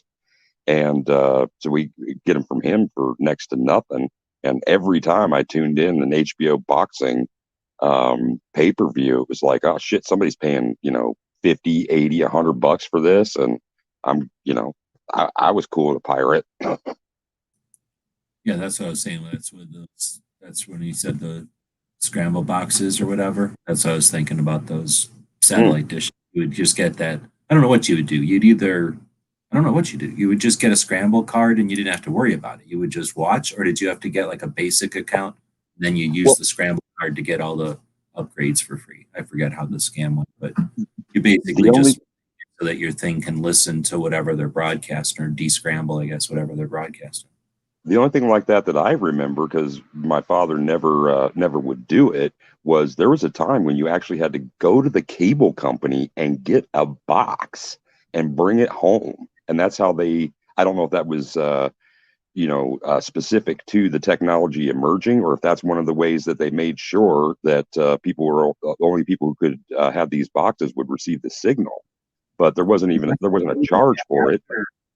After the dials, I think, as soon as they got to like, what would that be? The 90s, really. I think it's the early 90s. They probably figured out, yeah, if we pump all 100% of cable out this line, all somebody's going to do is get an encoder and watch it. So instead, let's give them the encoder, and then we'll send it out scrambled to just that encoder. Because you could never take your cable box and go to your friend's house and watch cable. Like, it would just be nothing, right? Like, you had to watch cable with your box at your house, if I remember right. Because as I said, I don't remember ever taking my cable box to somebody else's house because I had more cable channels. You know what I mean? Like, there was more of a location thing than it was a in your box thing. Mm-hmm. But I don't remember now that I'm thinking about it. Because like I said, I quit watching cable and TV in like the 90s. And then I've been around it, but I haven't watched TV like that. I haven't owned a TV since like the 90s, 2000s. Yeah, I retired from it in 92, except for cable programming that I would tune in. That's when I had roommates. And I never paid for it. I was satisfied to watch the stuff I had on VHS at that point. I was a roommate because I'd be like, basic cable works for me. Like, whatever's $11 3 ways, it's enough for me. I'm not going to be watching it. Like, I don't care. But they had to have all the other shit, so that I never had to pay for cable because of that. I'd be like, well, I don't want any of it, so I'm not paying for any of it. And I never watched any of it either, so nobody ever gave me shit about it. I didn't own a TV until after 2000 something. It was more than a decade. I didn't even have one. I had a computer monitor, and that was good for me. I liked having them when I was a little kid for playing video games on Atari or whatever, and then just screwing them. But yeah, you waste so much time having to watch it. I'd much rather listen to the radio or listen to a song or something where you can do something with your eyes instead of having to pay attention to what's on the screen. Yeah, go slack, jawed, and drool. There's still a market for the Dish Network descramblers? In other countries, or still maybe out in the middle of nowhere, like where Clover lives? He probably doesn't get regular cable. He has to watch weird satellite cable, probably.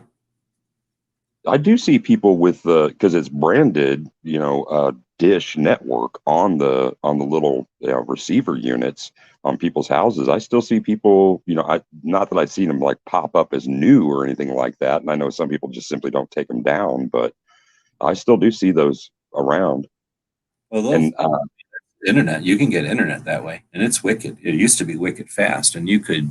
I mean, if I had like a mobile home or whatever, like a real nice mobile home where I could have put an antenna like that on it, I would. I mean, if I had the money, I'd definitely do that because you can get pretty good speeds back in the day. I can only assume it's just as good or better now, especially with what's his face putting his new satellites up there.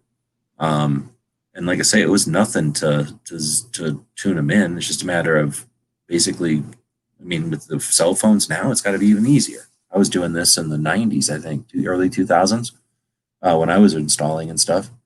I guess it would have been the early 2000s. And we didn't have smartphones to just zap us 90% of the way there and then guide us in. But I'll bet you nowadays the software is easier than shit, especially if you're in like an RV. Probably just push a button, points your antenna for you.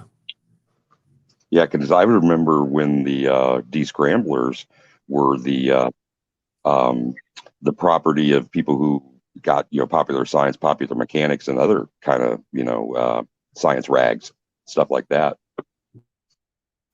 Well, I tell you what, it's 5 minutes away from the next New Year, so that means California. Even though the people from California haven't jumped in, well, Sandy's out that way, so he's about to see.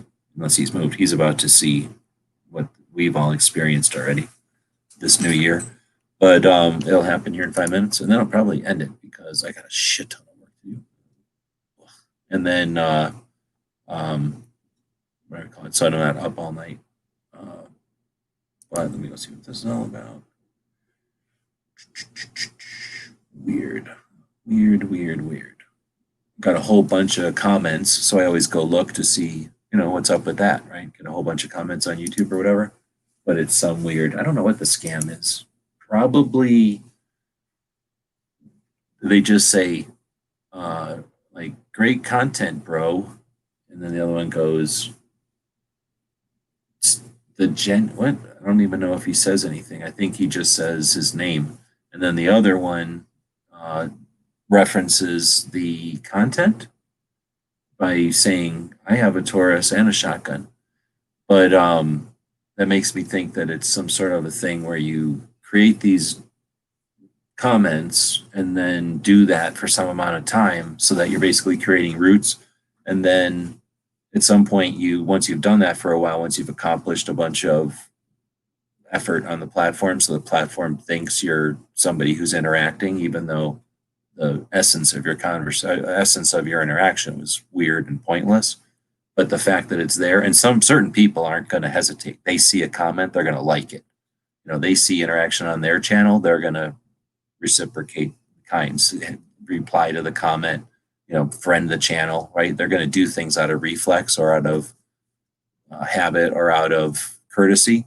And, so they're doing this has more than one effort. But then over time, once they've established some sort of like validity, quote unquote, fake validity or whatever, like they masked validity, then who knows what they do with that channel.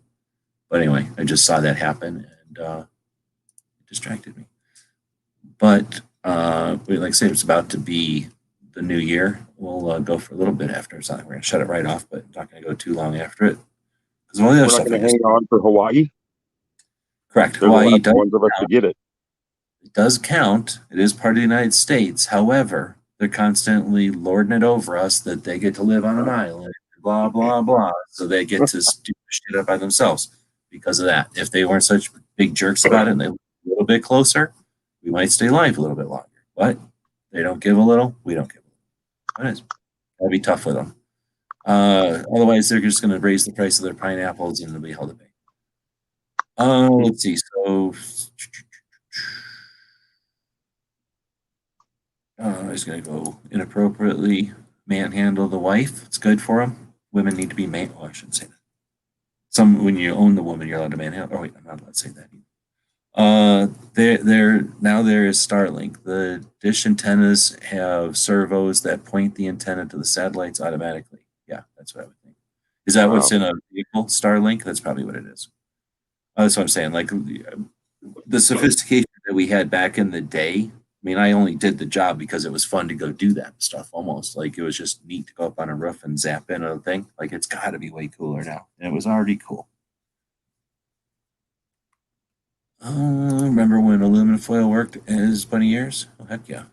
Oh, we have these nostalgia shows every once in a while, especially when we as a community grow a year older in front of everybody's eyes.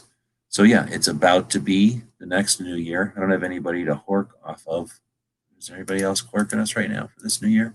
Not that many people pay attention to California, unfortunately. So their new year is just going to come and go without a blip on too many people's radar. Yeah, I don't see anybody except us. Nobody's got the balls or the ability to broadcast in the middle of the night like this. So we're the only ones live that I know of. Probably the only ones live on YouTube right now. And nobody's definitely got any kind of weird California ball dropping. I don't even know what they do over there. It's probably a marijuana ball because it's California. Drops into a bong. So it just happened. Whatever happens in California just happened. And it also happened for some guy in Sandy. Season Sandy, Oregon. No, dang, it's been a while. I think you're in Oregon. Let's see. Remember when aluminum foil? Oh, you already did that one. I think that was it. We did not talk about Napster, but that was definitely, yeah, that's interesting. So we've talked about nostalgia before for sure, but I like to spin things around 2A because that's what we're all about here. So it would definitely be interesting, I think, to see someone slap down some sort of what's the word? Like, I don't know what to call it. Informational, educational, visualizational type of project where you would go through and show that evolution of media, evolution of the ways that we communicate, evolution of the ways that we, what's the word? Like input, take in data, like media, because that's our society, right? That's the Overton window. Like those who control the means of distribution of information in this case, right? Control the future. So, paying attention to that, I think, is going to be super relevant. Understanding that we just dealt with a year where everybody got to say, oh, blah, blah, blah, it's the year, right? Oh, blah, blah, blah. It's a circumstance. Blah, blah, blah. It's the circumstances or whatever. But in reality, it was what we were dealing with in 2020 back then was the consequences of a bunch of humans that did right stuff, and now that stuff resulted in what we just experienced 2020. So to suggest it wasn't, in other words, a famine, it wasn't a meteor hit the earth. Everybody can claim all they want that it was a viral spread of something, but we've experienced those before. So yes, that did happen, but I doubt it was the factor that made this year different or seem different last year. And it was instead just a bunch of people who, dealing with the phenomenon of everybody standing there looking at each other in a different generation. That comes through like smallpox in the old days. Did everybody just stand there and look at each other? Go talk about shit on Instagram? Go. Or did they do stuff? Like stuff happened, right? And then the consequences of that led to whatever the hell happened in history. I haven't looked at it, but it's obviously all written there, right? So anyway, what we're looking at last year is the result of a bunch of people just doing something. So whatever we expect to see next year, I suspect is going to look very similar, right? Has to look pretty much the same unless people decide to act differently, or unless something different does come along to push us, so we have to react differently. But if what we saw last year was just the reaction of the result of a bunch of people standing there and experiencing things together, then unless we do something to make that change or to evolve that, I mean, not make it like, force it, but allow it or give it a reason to change, give it some example to change into, then why would we expect it to be any different, right? So that's what I think we've got a potential for going into next year. I don't think it's doom and gloom at all. I think it's just nothing but potential. Got a lot of people who are got to be seeing this. There's going to be all the people that aren't chatting out here. So right now we got, okay, Joe, we've got some guy in Sandy. I think that's it. The other people that are watching this are all Bloomberg plants, listening to this and stealing the info. So they're definitely going to capitalize on it, right? They're going to report to their Bloomberg higher ups immediately. They don't even wait till tomorrow because they're getting paid good money for this. Immediately, Bloomberg probably already knows what's happening. Even though he doesn't watch this, he has people that tell him exactly what's happening. Boom, he's implementing strategies, right? When are we going to do that? We need to do that on our side instead of just experiencing the reaction or experiencing the phenomenon or experiencing the what's the words, like, oh, look at this. It's like I don't know what to say. It's like we all figured out how to swim together. We all jumped into the water. How many years of all figuring out that we can all jump in the water together before we start becoming a synchronized swim team or a unit of SEALs or, I don't know, something from Sea World or something. Doesn't have to be just a splashy park, water park. Let's see. What are you looking forward to in 21 for 2A? Go, solve it. Give us what's exactly going to happen. Go. They refuse. I would like to see 2021 be the year of the rally.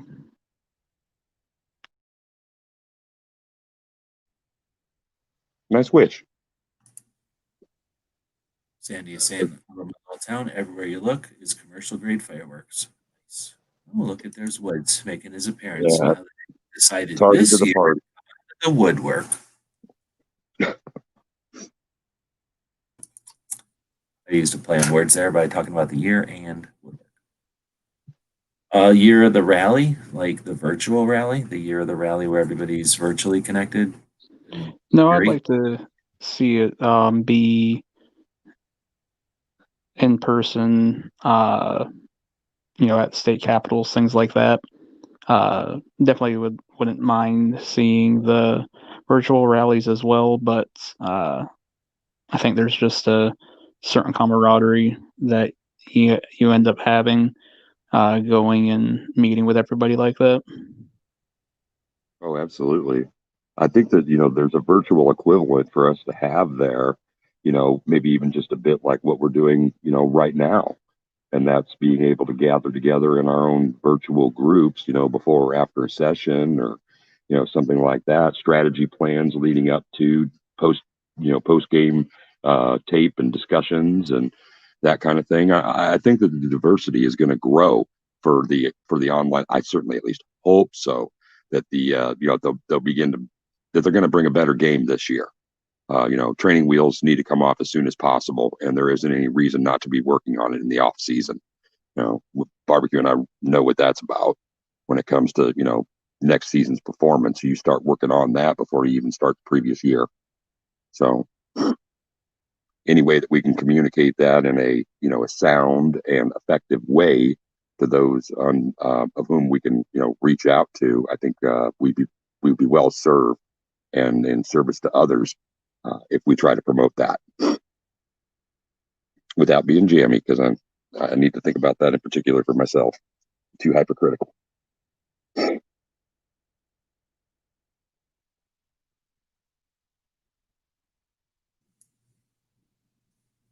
Yeah, that's a good one. Hopefully people will start doing some shows on that. Because again, I think that we can either continue to react, in which case we drift, in which case we're a tool for the opposition, or we can start to not necessarily call our shots, but have goals, work with intent. And you never know what you're going to discover when you actually do something with a purpose, as opposed to having to discover, quote unquote, what's randomly, quote unquote, not programmed, not manipulated in front of your eyes, but instead you're determined to go from here to there, and you're going to experience things along the way, but they're things that stand between you and there, not just whatever happens to be floated in front of you because there's an agenda behind it or something to be gained. No doubt, because otherwise you can only be a reactionary.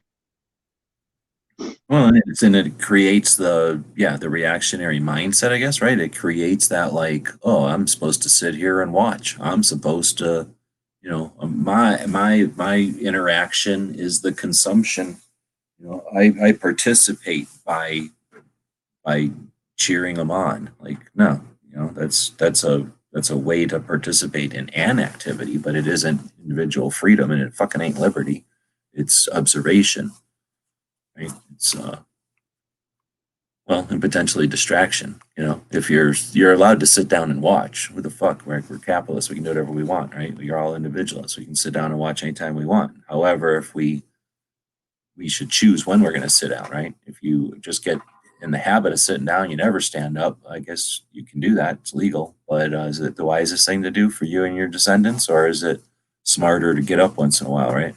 And then when you decide to get up is also a decision you make, right? Like, you have the right to sit down anytime you want. You freaking should sit down. It's probably better to rest once in a while, especially if you're under stress or it's tough or whatever. You can't stand up. But, when is it the time to rest? When you're getting your ass kicked, or like right before you're about to get your ass kicked? And like, what I'm saying? There's a set and setting for everything too.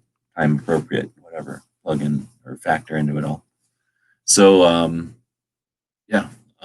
hopefully people start taking some looks at what to do and then, create content on it.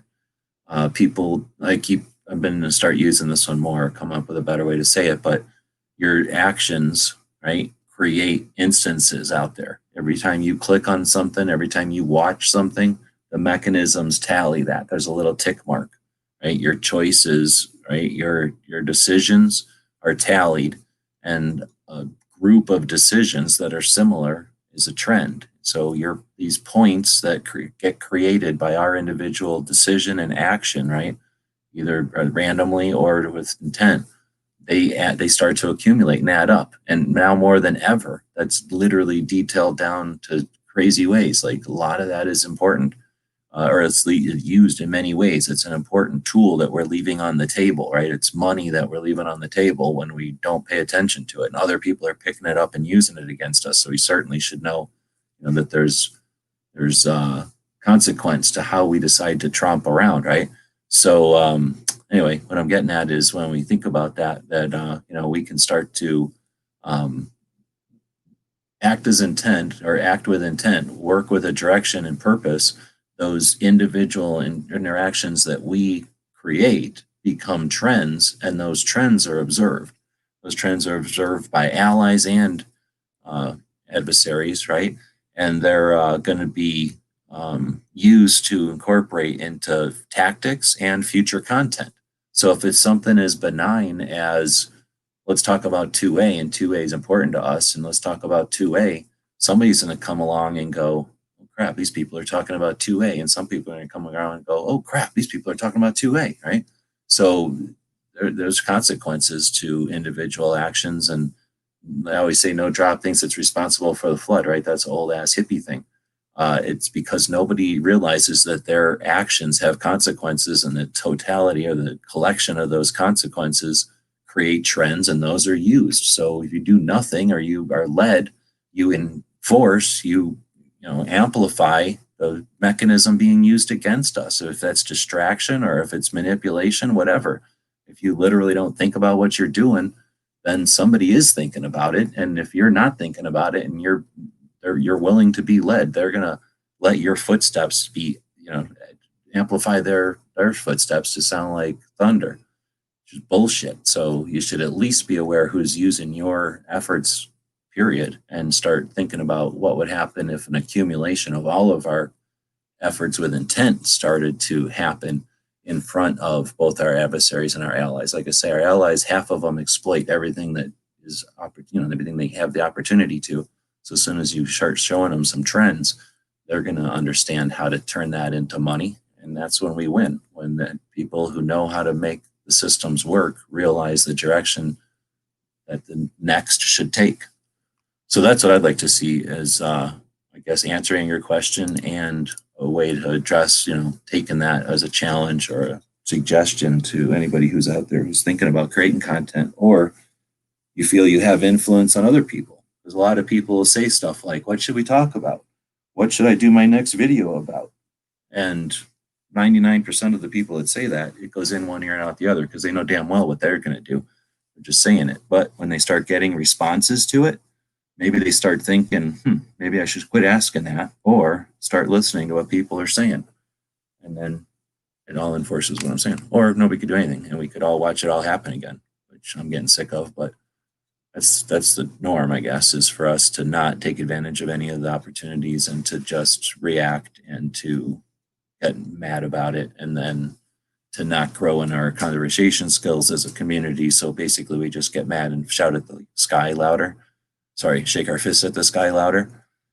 And then a bunch of people leave because, it's frustrating to watch people shake their fists at the sky and not evolve. And some of them leave because they already done screaming, and others know that, there's all kinds of reasons people leave, but that's sort of the discouraging part. So hopefully that won't happen this time around. And I don't think it will. I think it would be really actually difficult for us to go down that same route. Just like a river hardly ever goes down the same path. When it's really raining, it figures out the path of least resistance. It figures out where the new cracks are. And that's typically what's going to happen, right? It would be really weird for us to go down the exact same path as we have before.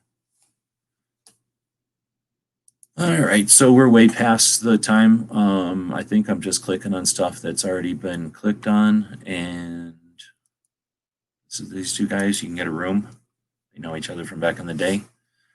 You're saying Rico Suave. Unfortunately, I heard the dude from Break Into Electric Boogaloo, the guy with the hat, the main dude. hangs out with a chick. That guy died. He's like 70 years old or something. He died today or yesterday. He died last year, right at the end of last year. Pink sitting on break. Oh shit, we lost DJ. So DJ's used to be 2A. He was 2A earlier this year and a good portion of last year, but no longer. Barbecue, you got anything else before we head out? Oh, DJ said he'd start being 2A again. Oh, now he decides to be 2A again. Look at that. I thought about it for a minute. I hesitated, but then I came rushing right back. Had to come home to mom. Bloomberg almost got him. Well, you know, hey, if you become 2A enough, this is what'll happen. And it's inevitable. I mean, it's going to happen. It's just a matter of time, really. You're going to be sitting there being 2A, probably online squawking about it, right? Boom, boom, boom. You're like, oh, crap, is that the ATF? Is that the FBI? You open the door. It's some Bloomberg plant. Big pile of money. A lot of times in a briefcase or in some kind of a sack. Yeah, and they're going to be like, hey, you want all this Bloomberg money? All you got to do is start hating guns. It'll happen. It'll be a tough thing, especially if you're hard on money or if you're hurting for money. But happens to all of us. It'll happen inevitably. Like I say, it's just a matter of time. It's not so much if as when. I wonder if I can take the Bloomberg money and say that I hate guns and then use it to buy gun patches. And when they ask why I'm buying gun patches, I can say, because the more gun patches that I buy, the less gun patches there are for others. Come on, man. You think we haven't tried these angles before? One, he's like a gun genie. He's like a money genie. He doesn't have he's not the 15th richest person on the planet because he isn't a money genie. So basically, he gives you all the money. We've tried this before. He'll give you all the money, and then you go to the store and you try buying some gun thing. Poof! It all turns into like rose petals or some hippie thing. Like it all turns on. It's not money anymore. So he's got powers to be able to make sure that doesn't happen. Otherwise, we would have been, we'd have like a whole bunch of rich people laying around saying that we hate quote unquote guns. Because we could have been like, oh, we hate guns, 9mm guns. I don't think I tried that.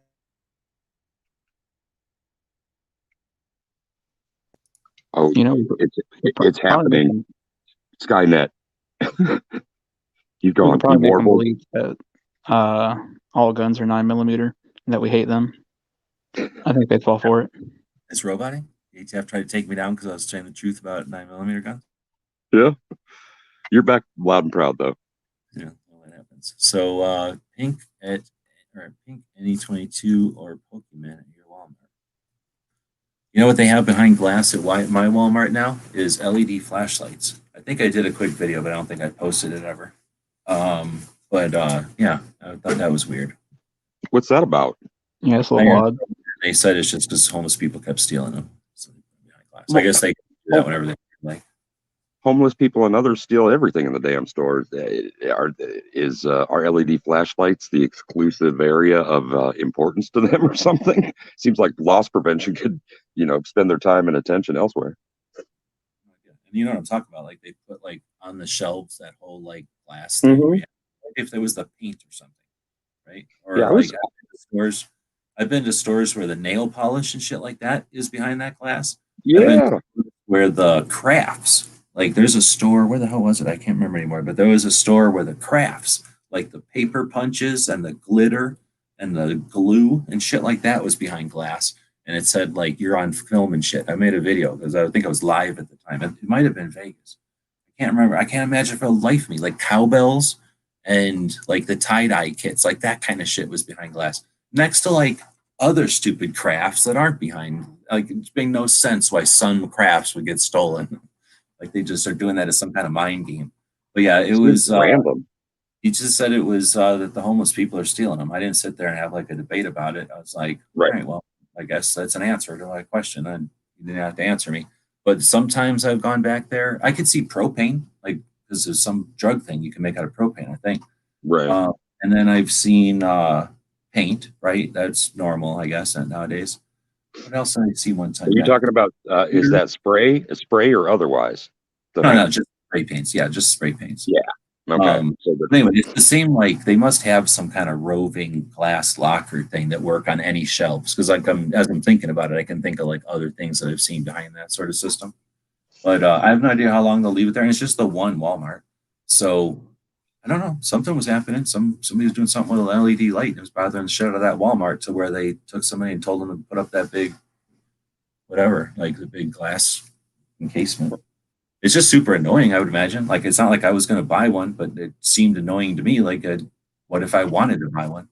Like, I'd have to go find a person at Walmart. It takes an hour. Yeah, just to be able to look at the back of the package. When I went to, I was buying propane one day, and near the propane by our Walmart is the big ass, like, cast iron shit and these big knives. So there's this big square machete looking knife. And I was going to look at that, and they got that on some kind of a weird thing where you can't pull it off the wall. So I'm like, how hard is it to put those on the flashlights that they're stealing? You know, they just decided to put it up. They probably gave somebody something to do one day. Reminds me of how they anti-thefted cassettes back in the days. They were in the equivalent of CD long boxes, little lockdown plastic frame things, so you couldn't like shove them in your pockets. And speaking of being able to shove them in your pockets, an example that I can think of was at a drugstore one day. I don't shave very often. I'm a bearded kind of guy, but they had like all the razor blade refills. I mean, those things are hella expensive anyway. But yeah, I was thinking, okay, so by density alone, the value on those is pretty damn extreme. So $30 worth of razor blade cartridges is locked up behind lucite. Well, let's see. So basically, this question started with any 22 or Pokemon at your Walmart. I didn't even think about it. I thought he was asking Pink about his Walmart. Pink doesn't work at a Walmart though. So if you were asking like where he works, that's not where he works. It's not really even like a Walmart, but it's just like a regular store. But they wouldn't have 22s. I don't think it's just a regular store. Then Sandy was saying, do you ever Biker Bob? Yeah, he jumps in every once in a while. He'll jump in for like a while and then he leaves. He gets sick of it. Or I don't know if there's some sort of weird law in Canada, but he jumps in every once in a while. And then obviously Bob is available for appearances such as this one and this one. And on rare occasions like last night.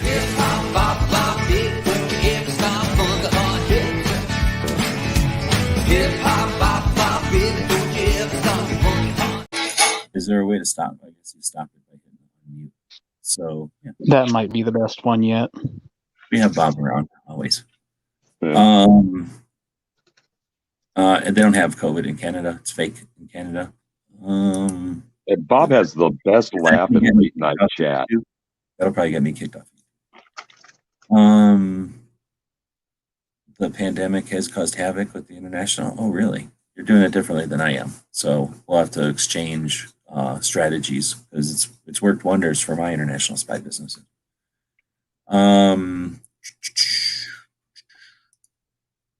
See Russia from here.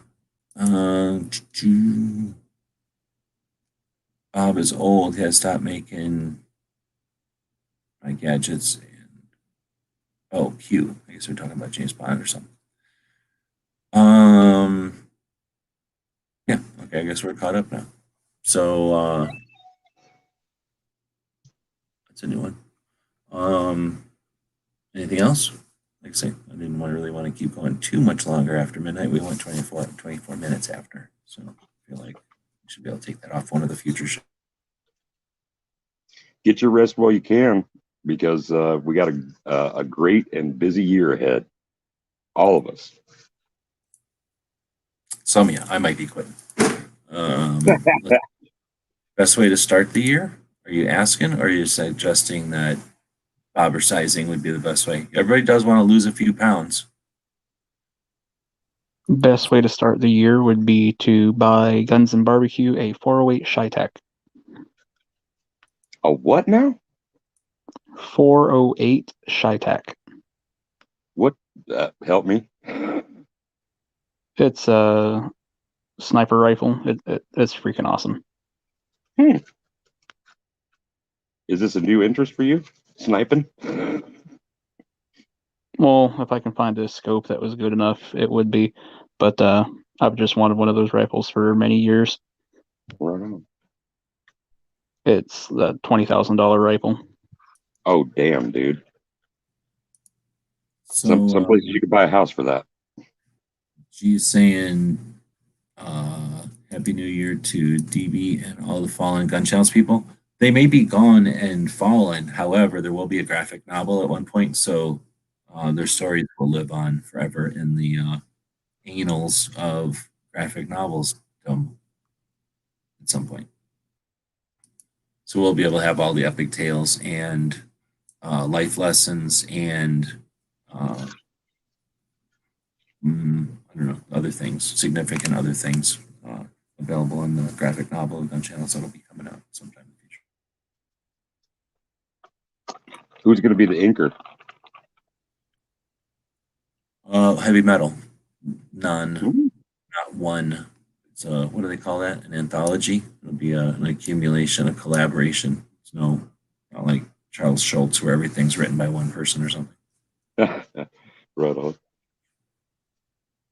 All right. Well, so with that, I guess we're going to wrap it up. Thanks everybody for showing up. And this is both the best end of the year because it was the most authentic and realist. It was not quarking, just taking advantage of whatever you call one day of the year, and also the beginning of